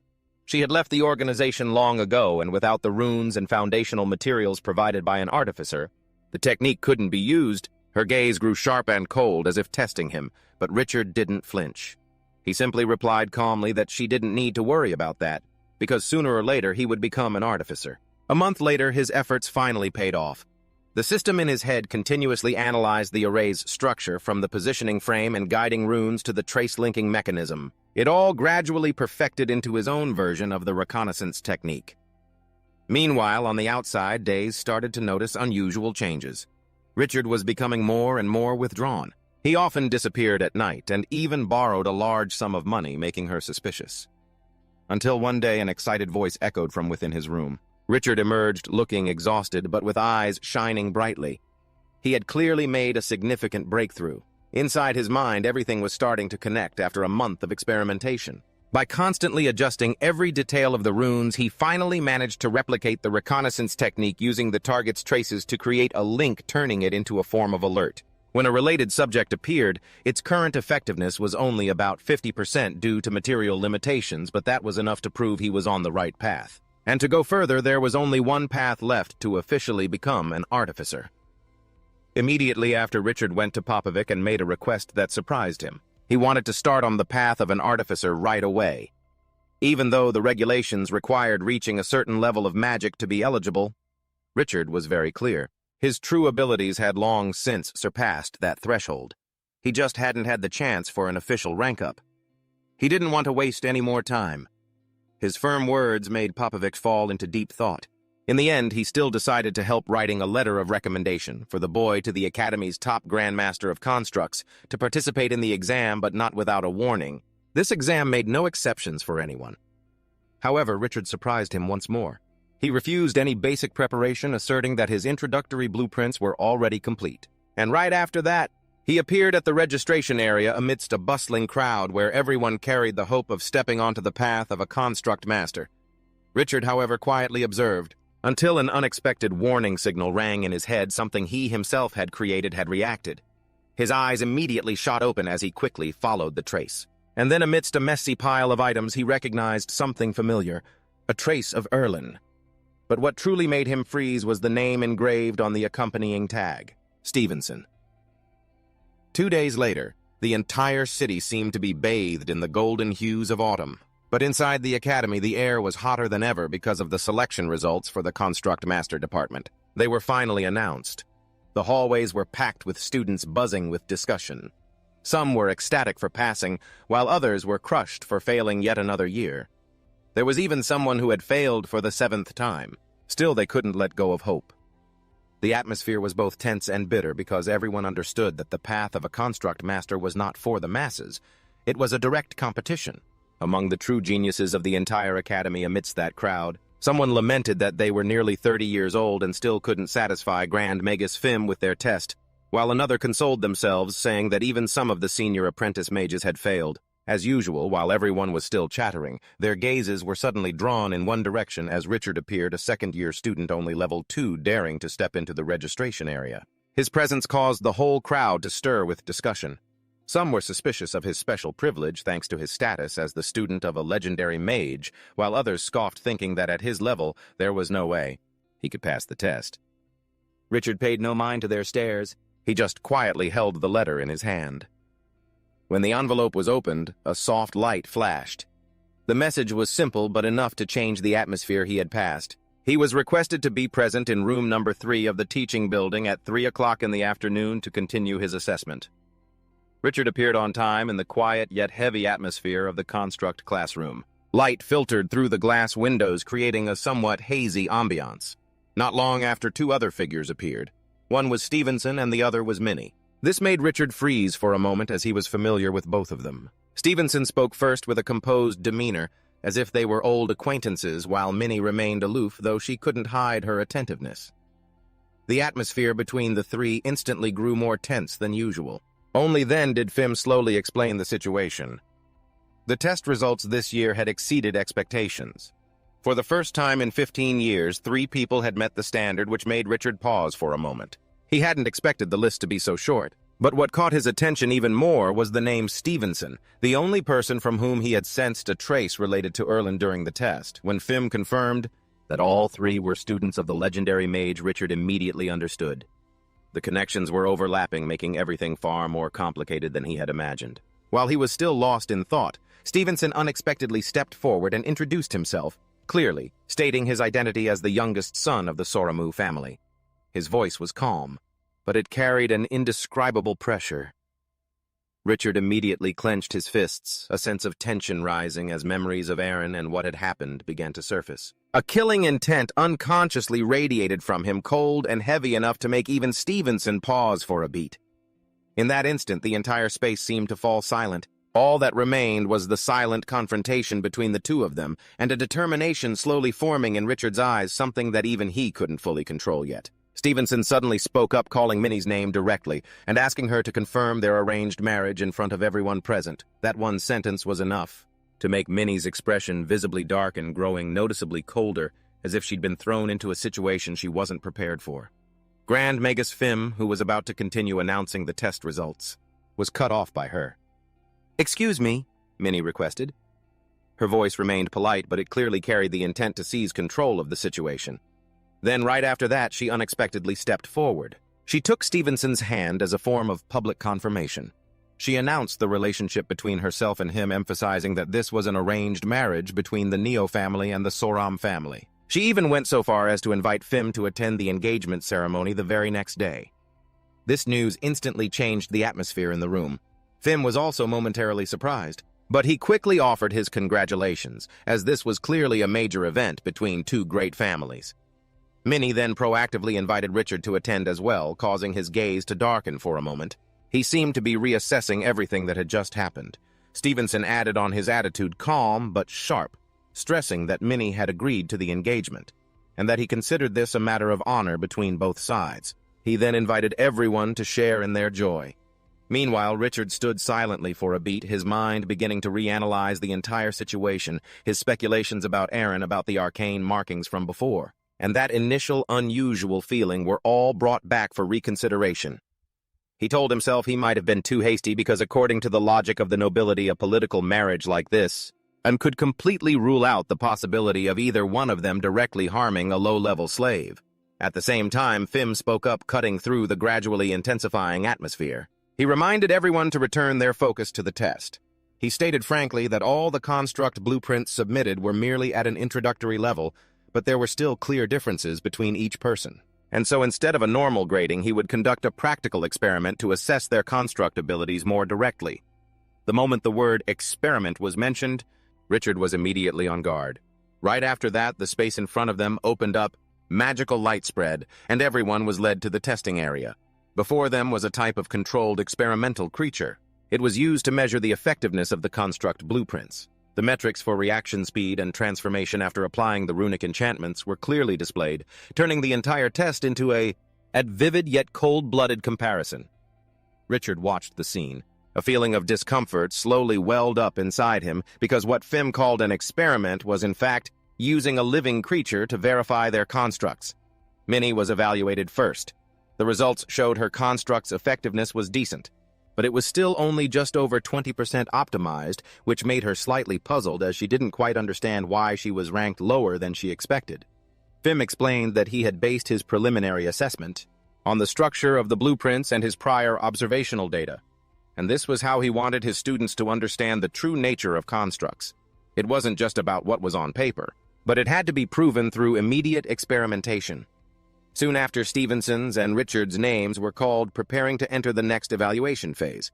Stevenson confidently declared that he was using high-grade materials, even premium dragonhide, to guarantee he'd take the top spot. Meanwhile, Richard remained silent, his eyes glued to the entire experimental system in operation. The atmosphere in the room grew as taut as a bowstring as the official testing round began, and everything would have to be revealed by the true results. There was no more room for any speculation. Afterward, Stevenson looked at Richard, his gaze still holding a hint of scrutiny from the last experiment. Then he spoke up as if wanting to confirm something. Richard just shook his head slightly, saying he was fine. He was just a little unsteady on his feet, but inside his head things were far from simple. The runes he had placed on the test subject always had a certain level of response. Even with just a 50% probability, there should have at least been some fluctuation during long-term contact. But this time it was completely blank. There wasn't any familiar signal at all. That feeling made Richard gradually certain of one thing: the person he'd been suspicious of from the start was probably not the one. Across from him, Stevenson also began to notice something unusual in Richard's gaze. His expression flickered, becoming sharper and much more guarded. Just then, a loud voice from the testing grounds announced the results. The time for the 400-meter 5-lap run has been recorded 8 minutes and 4 seconds.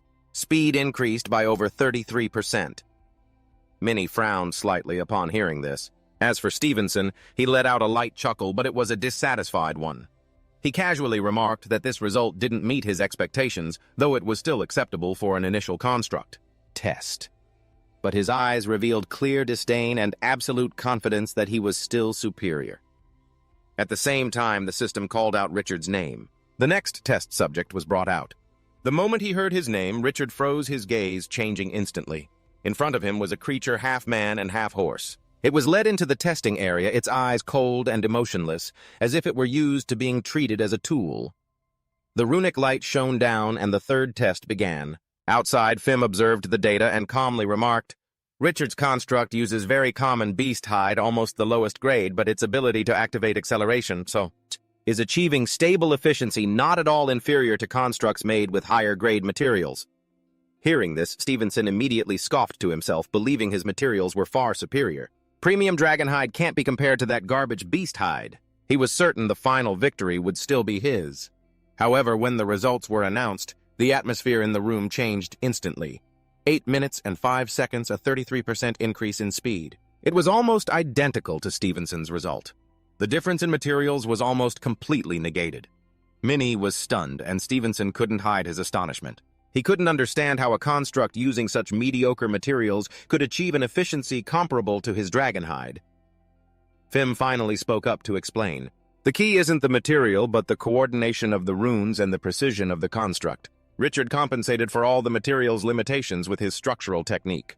This is the true essence of a construct master. That remark silenced Stevenson for a moment while Richard continued to gaze at the test subject, but his gaze had grown more somber. Phim continued his analysis, explaining that while Stevenson's result was slightly better in terms of raw time, his construct caused a side effect. On the test creature, its body was overstimulated, leading to pain and instability. In contrast, Richard's construct, while not perfectly optimized for speed, it maintained a balance between efficiency and safety. This is the true standard of a real construct master. When the final declaration was made, Richard was confirmed as having the most outstanding test in the selection. A circle of light appeared in the space announcing the result, but contrary to the seemingly glorious atmosphere. Behind them, Stevenson and Minnie couldn't maintain their composure. Stevenson gritted his teeth, admitting that their initial plan had been shattered from the very first step and that Richard had already noticed something. It was beyond his expectations. He began to reanalyze the entire situation, from the feeling of being scrutinized to the unusual reactions during the test, and gradually concluded that Richard was not so simple. Not just a simple construct master student. Minnie, standing beside him, also started to worry as the plan involving the political marriage and the subsequent political moves was now in jeopardy. Stevenson finally made a decision. If everything had been discovered earlier than expected, the only option left was to change the entire plan and deal with the problem before it had a chance to spread. Sunset Alley was cloaked in the dim light of night. People passed by like hurried, faceless shadows. Erin moved quickly through the crowd, stopping in front of an old, shabby shop. Then she lowered her voice to speak as if she were all too familiar with this place. The shopkeeper glanced at her and asked bluntly if she had brought enough for the deposit this time. Erin didn't say much. She just placed a large sum of gold on the table, coldly confirming that the deposit was complete, just as agreed. As for the Southern Continent travel passes, they would be paid for in installments as promised. Elsewhere, Stevenson was seething with unconcealed frustration. He couldn't accept that a level 2 student like Richard could create something that surpassed his predictions. He considered his preparations to be perfect, even enlisting the help of a level 7 mage named Minnie and using the best resources. It took him hundreds of experiments just to perfect a 33% rune, and yet his result was still beaten. That made him immediately suspect that Richard couldn't have done it alone. There had to be someone else behind this. That suspicion quickly morphed into killing intent as he turned to Erin, demanding to know if she was hiding something from him. But she could only offer a few meager details about the schedule Daisy had arranged for Richard. After being ordered to cut off contact with him, she no longer had many opportunities to get close. But Stevenson wasn't satisfied. He exploded in anger, dragging her back and pinning her down on the table, stressing her status as a slave and the absolute power he held in his hands. His words were so cold they left Erin to do nothing but endure them silently through her tears, while he declared that she must obey him absolutely if she wanted to trade it for the position and benefits he had promised. As he was leaving, Stevenson suddenly changed his plan. He ordered Erin to continue approaching Richard, but this time it wasn't to hide anything but to tell the truth. That the person she's been in contact with isn't him. At the same time, she is to prepare for another act at a time and place he will arrange. Because in his estimation, Richard was no longer the simple person he once was, and everything needed to be handled with more care. The next morning, warm sunlight poured down on the city. It seemed like everything was back to normal, but behind that light, calculations and schemes had already begun to shift in a completely different direction. Richard stood silently, his eyes glued to the unfinished lines of analysis, much running through his mind. The structure of the June had still not reached the desired state of perfection. Although its composition was nearly a perfect match, its actual performance remained limited. Especially since he could only use common beasts, the entire reconnaissance system couldn't surpass 50% efficiency as required by the theory. He had to admit if he wanted to advance. Chinese. The only way was to upgrade the materials. That meant achieving better results in structural research to request access to better resources. In Richard's mind, everything revolved around a single point. His teacher, Phim, had repeatedly assessed him as far exceeding the level of an ordinary student, even hinting that Richard was hiding something bigger. He thought those words of praise mixed with warnings wouldn't make him more confident. On the contrary, they made him start to doubt himself, especially when Phim had once commented that Richard's practical exercise was too perfect for a level 2 student. Richard had immediately denied it, but the man didn't stop there. He even mentioned His Highness, as if an invisible center was coordinating everything in this academy, a place where all talent was placed within a prearranged system. And then Phim had also said it bluntly at Tham Lam, the profession of a structure engineer was not just academic but a tool of power. It was supported and selected by the entire system. Not everyone with talent got to advance, only those who aligned with the will of those above were truly recognized.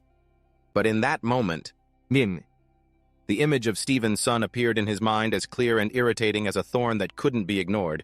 Even though the Jones had never reacted to him, Richard's intuition still couldn't shake the feeling of unease. Then suddenly his body trembled slightly. The run in his palm reacted more strongly than usual, as if some kind of signal had just been activated. Richard immediately turned his head, his gaze sweeping the area. And in an instant he thought of Erin. Without hesitation, he rushed out the door, calling her name loudly, but the only reply was the emptiness of the hallway. And right before his eyes, a piece of paper had been left silent, as if everything had been arranged beforehand. 3 days passed faster than Erin had thought, yet they felt heavy as if stretched out in the darkness. Stephen's son's instructions for a meeting on the weekend evening, at a time when the fewest people were around, still echoed in her head.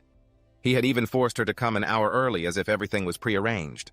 The location he chose was the west wall leading out of the city, a place so deserted that if anything happened, it would be difficult for anyone to discover it in time. Erin was both worried and annoyed, but she still couldn't refuse. Her sense of unease grew as she couldn't figure out what Stephen's son was planning. Elsewhere, Stephen's son had already begun to implement his plan. He sought out Papin, a man who had been expelled from the Tham Lam Academy after an incident in the past, carrying a long-held grudge and a shattered spirit. To Stephen's son, Papin was just a tool to be exploited, a spark ready to ignite. And Erin, she was just another pawn in his game. As long as he achieved his goal, both could be discarded. That night, Erin was dragged into the very scenario she had feared. In the midst of her panic, she was restrained, her body growing weak. Papin, on the other hand, clearly showed the distorted mindset of someone driven to despair, filled with both hatred and the desire for revenge. He began to talk about the past, about the academy, about what had ruined his life, twisting it all into a dangerous, warped emotion. And just at that moment, Richard appeared. Seeing the scene before him, a murderous aura erupted from him almost uncontrollably.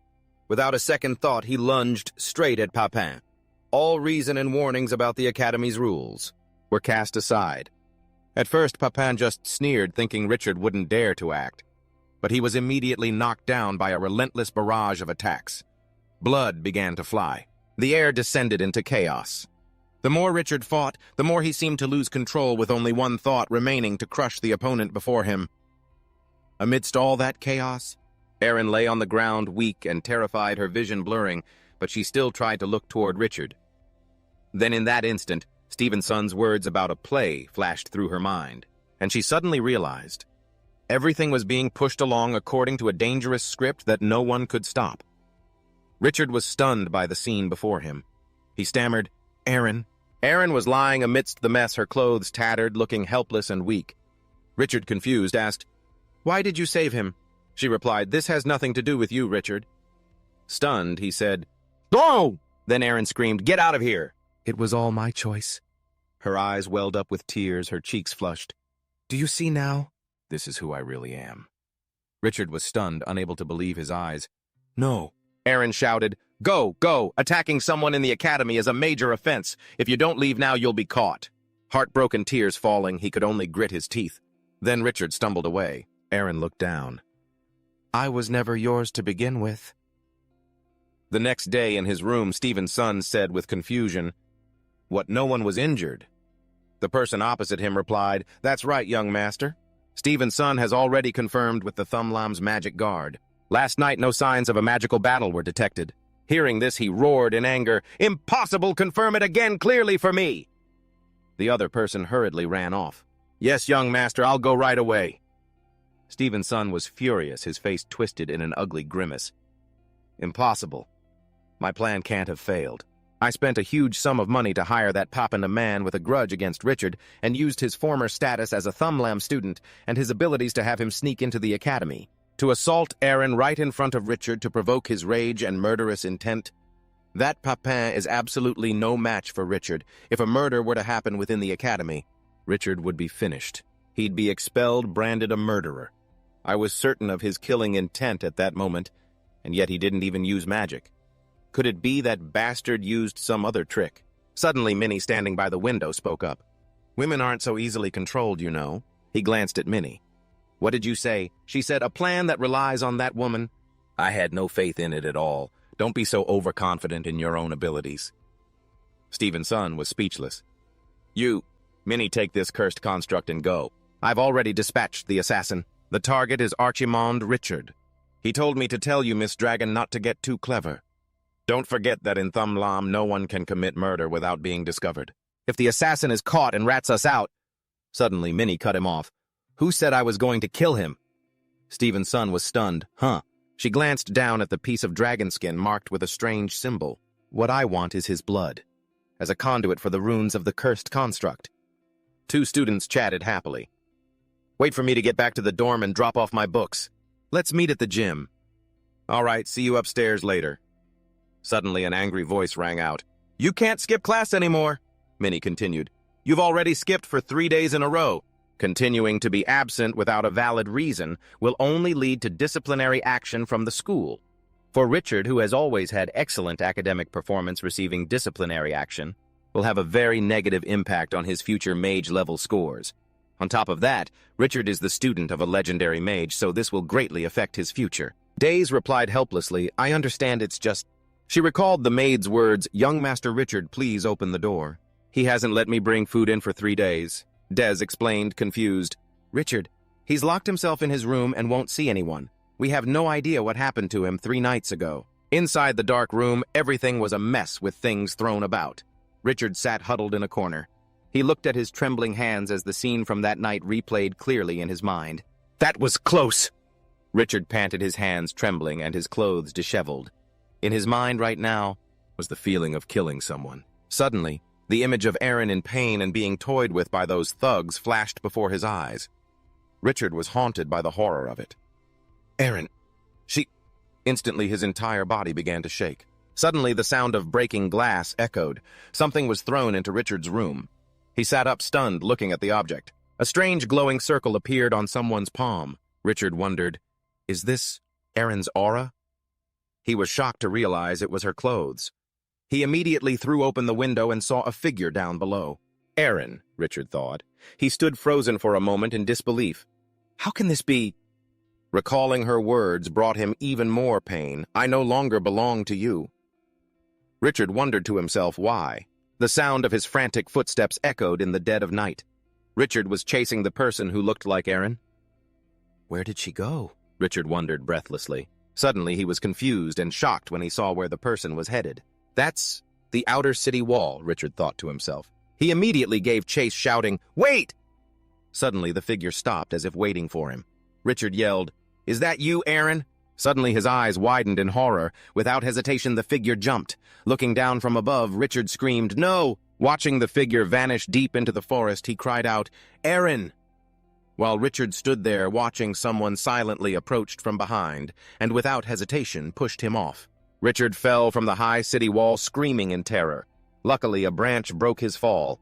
He quickly grabbed onto the life-saving branch, his body dangling in midair above the forest. Both of Richard's hands clung tightly to the branch.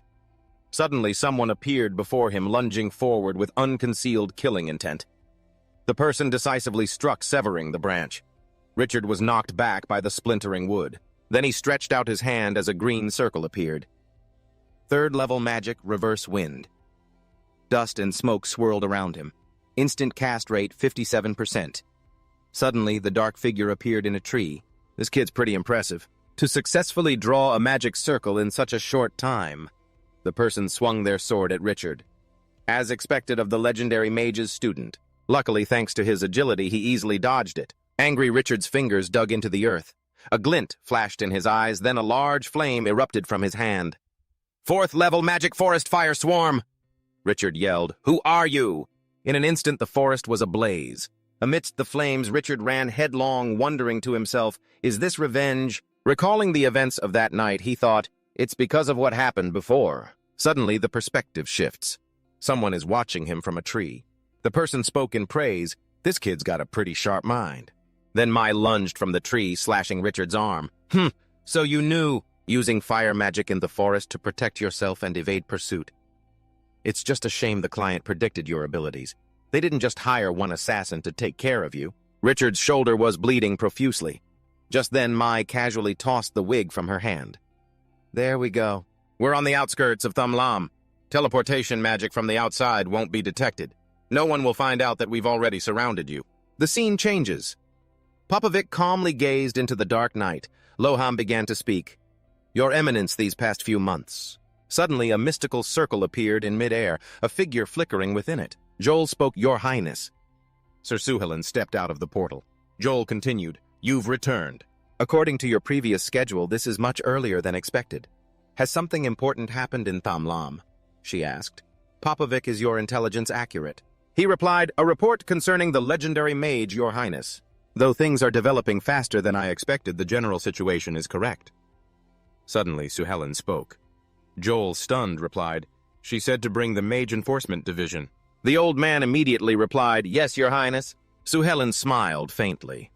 An interesting anomaly was forming around the academy. The full moon was illuminating the fierce battle in the forest. Richard's eyes were filled with rage. A voice called out, Kid, you're already incredibly skilled? A magic student who can use magic to withstand a force many times greater than his own. Then she shouted an order, Assassins! Immediately another one charged forward with his sword. Richard was under constant attack. At this point, it was too late to draw a magic circle to deal with them. Suddenly, he clenched his fist.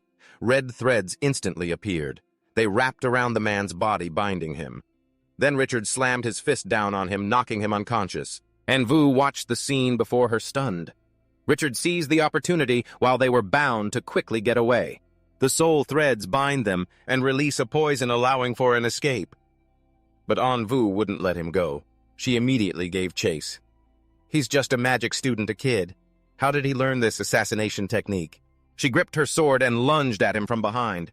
Richard's vision grew dark. Fresh blood splattered everywhere. Anvu reminded her comrade, Quick, take the antidote. Our assassin organization developed it. This kid's weapon is poisoned. As she spoke, she felt she had heard of this assassination technique somewhere before. Henry held the vial of blood in his hand. I've collected enough of his blood. The mission is complete. Keep him alive, don't cause any more trouble. Although this isn't within the surveillance zone, it's still on the edge of Thumlam, so we shouldn't get too careless. Anvu nodded. Of course, everyone has completed their mission. You can leave the rest to me. Look frowned. What do you mean by that? Anvu smiled. Another client offered a higher price for me to take his life. At that moment, in another place, Minnie was reprimanding someone. Are you insane, Stevenson? Our goal this time was only to get Richard's blood as a conduit for the curse sigil to be used on him later. And you offered a higher price to hire an assassin to take his life. Stevenson retorted, annoyed. Is there a problem? I successfully disguised myself as Aaron, luring him out of Thumlam's surveillance area. This is a great opportunity to eliminate him. How could we just take a little blood and call it a day? She was furious. You're so naive, don't you know that everyone's short-term movements in Thumlam can be traced with magic? Even though he was led outside the city, traces of Richard's presence on the outer wall are still preserved. If he dies here when they investigate, the traces of us ever coming to this outer wall will also be discovered. He revealed his calculations. I've already arranged everything. The body will be disposed of. By the time they use magic to track it, it will be too late. They won't find him. My principle as a person is to never miss any opportunity to eliminate a loose end. Minnie was flustered. Your curse plan is too slow, too conservative. For my future and my family's future, Richard must disappear quickly. At that moment, inside Richard's mind, strange black patches appeared. He hung his head low. A voice spoke, causing him to quickly open his eyes. Richard. A gentle moonlight appeared before him. Live on. It was perfectly round and bright. Round, and you must live on. Light shone in his eyes. I know, Mother. Richard bit down hard on his hand, drawing blood. The voice continued, Offer your blood. He reached his hand to the sky. Mother. The black patches gradually consumed Richard's body. Embrace the darkness without regret. Meanwhile, Luke was angry. This was clearly a single mission from the start. Don't take private jobs and use us as your stepping stones. Unless you share the reward for killing him with us, don't even think about taking his life. Anvu let out a laugh. Ha ha! A third-rate assassin like you is worthy of negotiating with me. Even killing all three of you at once wouldn't be a difficult task for me. He was slightly afraid. Anvu, you want to... Henry was suddenly startled. That kid, behind Luke, who still didn't understand what was happening. He quickly turned his head. The sight of his comrade being sliced apart by Richard appeared right before his eyes. He was stunned. What is going on? Her eyes showed clear astonishment. He has the aura of a wraith on him! Henry charged forward in a rage. This kid dares to kill the captain! He gripped his sword and lunged with dizzying speed. Pay with your life! Richard raised his hand in front of him. The man's body was instantly cut multiple times. Luke was stunned. Vice Captain! But in a flash, Richard appeared in front of him, his sharp blade gleaming in the dark night. Anvu quickly rushed forward, using her sword to block his attack. She tossed the vial of blood to her comrade. Take this vial of blood back and leave here immediately. Anvu felt that her opponent was very difficult to deal with. This thing, she frowned, looking at Richard, is very dangerous. In the quiet, dark night, Anvu hid under her opponent's bed, her eyes glinting with killing intent as if walking the line between life and death. She lunges forward with a dagger. But in every mission where success is guaranteed, failure is not an option. Then you will never know how close you are to death the next time. This is the fate of an assassin. Anvu spun around, building momentum to slash powerfully at Richard. He easily dodged her attack. Two wings sprouted from Richard's back as he controlled the shadows to surround Anvu.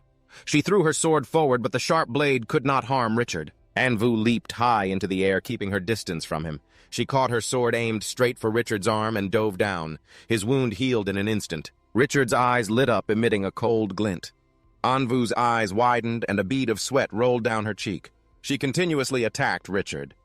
Anvu jumped back, maintaining a safe distance. He clutched his injured arm. When he let go, the wound was gone. It had completely healed. Ye Anvu will stop you right here. So this is the legendary power of darkness. She stared at Richard as if he were some kind of monster. He unleashed a puff of green smoke and lunged forward with overwhelming speed. Anvu swung her sword in a single arc. Richard spun around, dodging the attack. She gritted her teeth, sweat dripping onto her blade. He elongated his arm, controlling it to shatter her sword. Anvu pressed her lips together. But this is a star steel weapon. Backed into a corner again.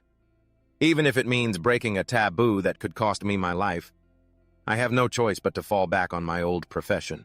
She used the Ko-Trang assassination technique. Richard saw countless red birds appear in the sky, the blood phantom illusion. They flew erratically surrounding him. Anvu held a chain in her hand. Now just lose yourself in my blood shadow illusion. Having left the Ko-Trang assassination organization, I shouldn't even be able to use their techniques anymore. She wrapped the chain around Richard's neck. But in order to survive, killing my target has become instinct, whether you're a monster or not. The head is always a vital point. He twisted his head completely around his blood-red eyes, staring right at Anvu. A scream echoed from deep within the forest. Stephen's son wondered about the blood-curdling shriek. Could something have happened to those assassins? Minnie shook her head. Impossible. For safety, I also hired a former member of the Ko-Trang assassination organization for this mission. There's no way she can fail. Suddenly, they both froze. Is that... They saw a figure looming in the forest. Someone was approaching their position. Stephen's son vaguely recognized them. It's the Enforcement Mages Guild.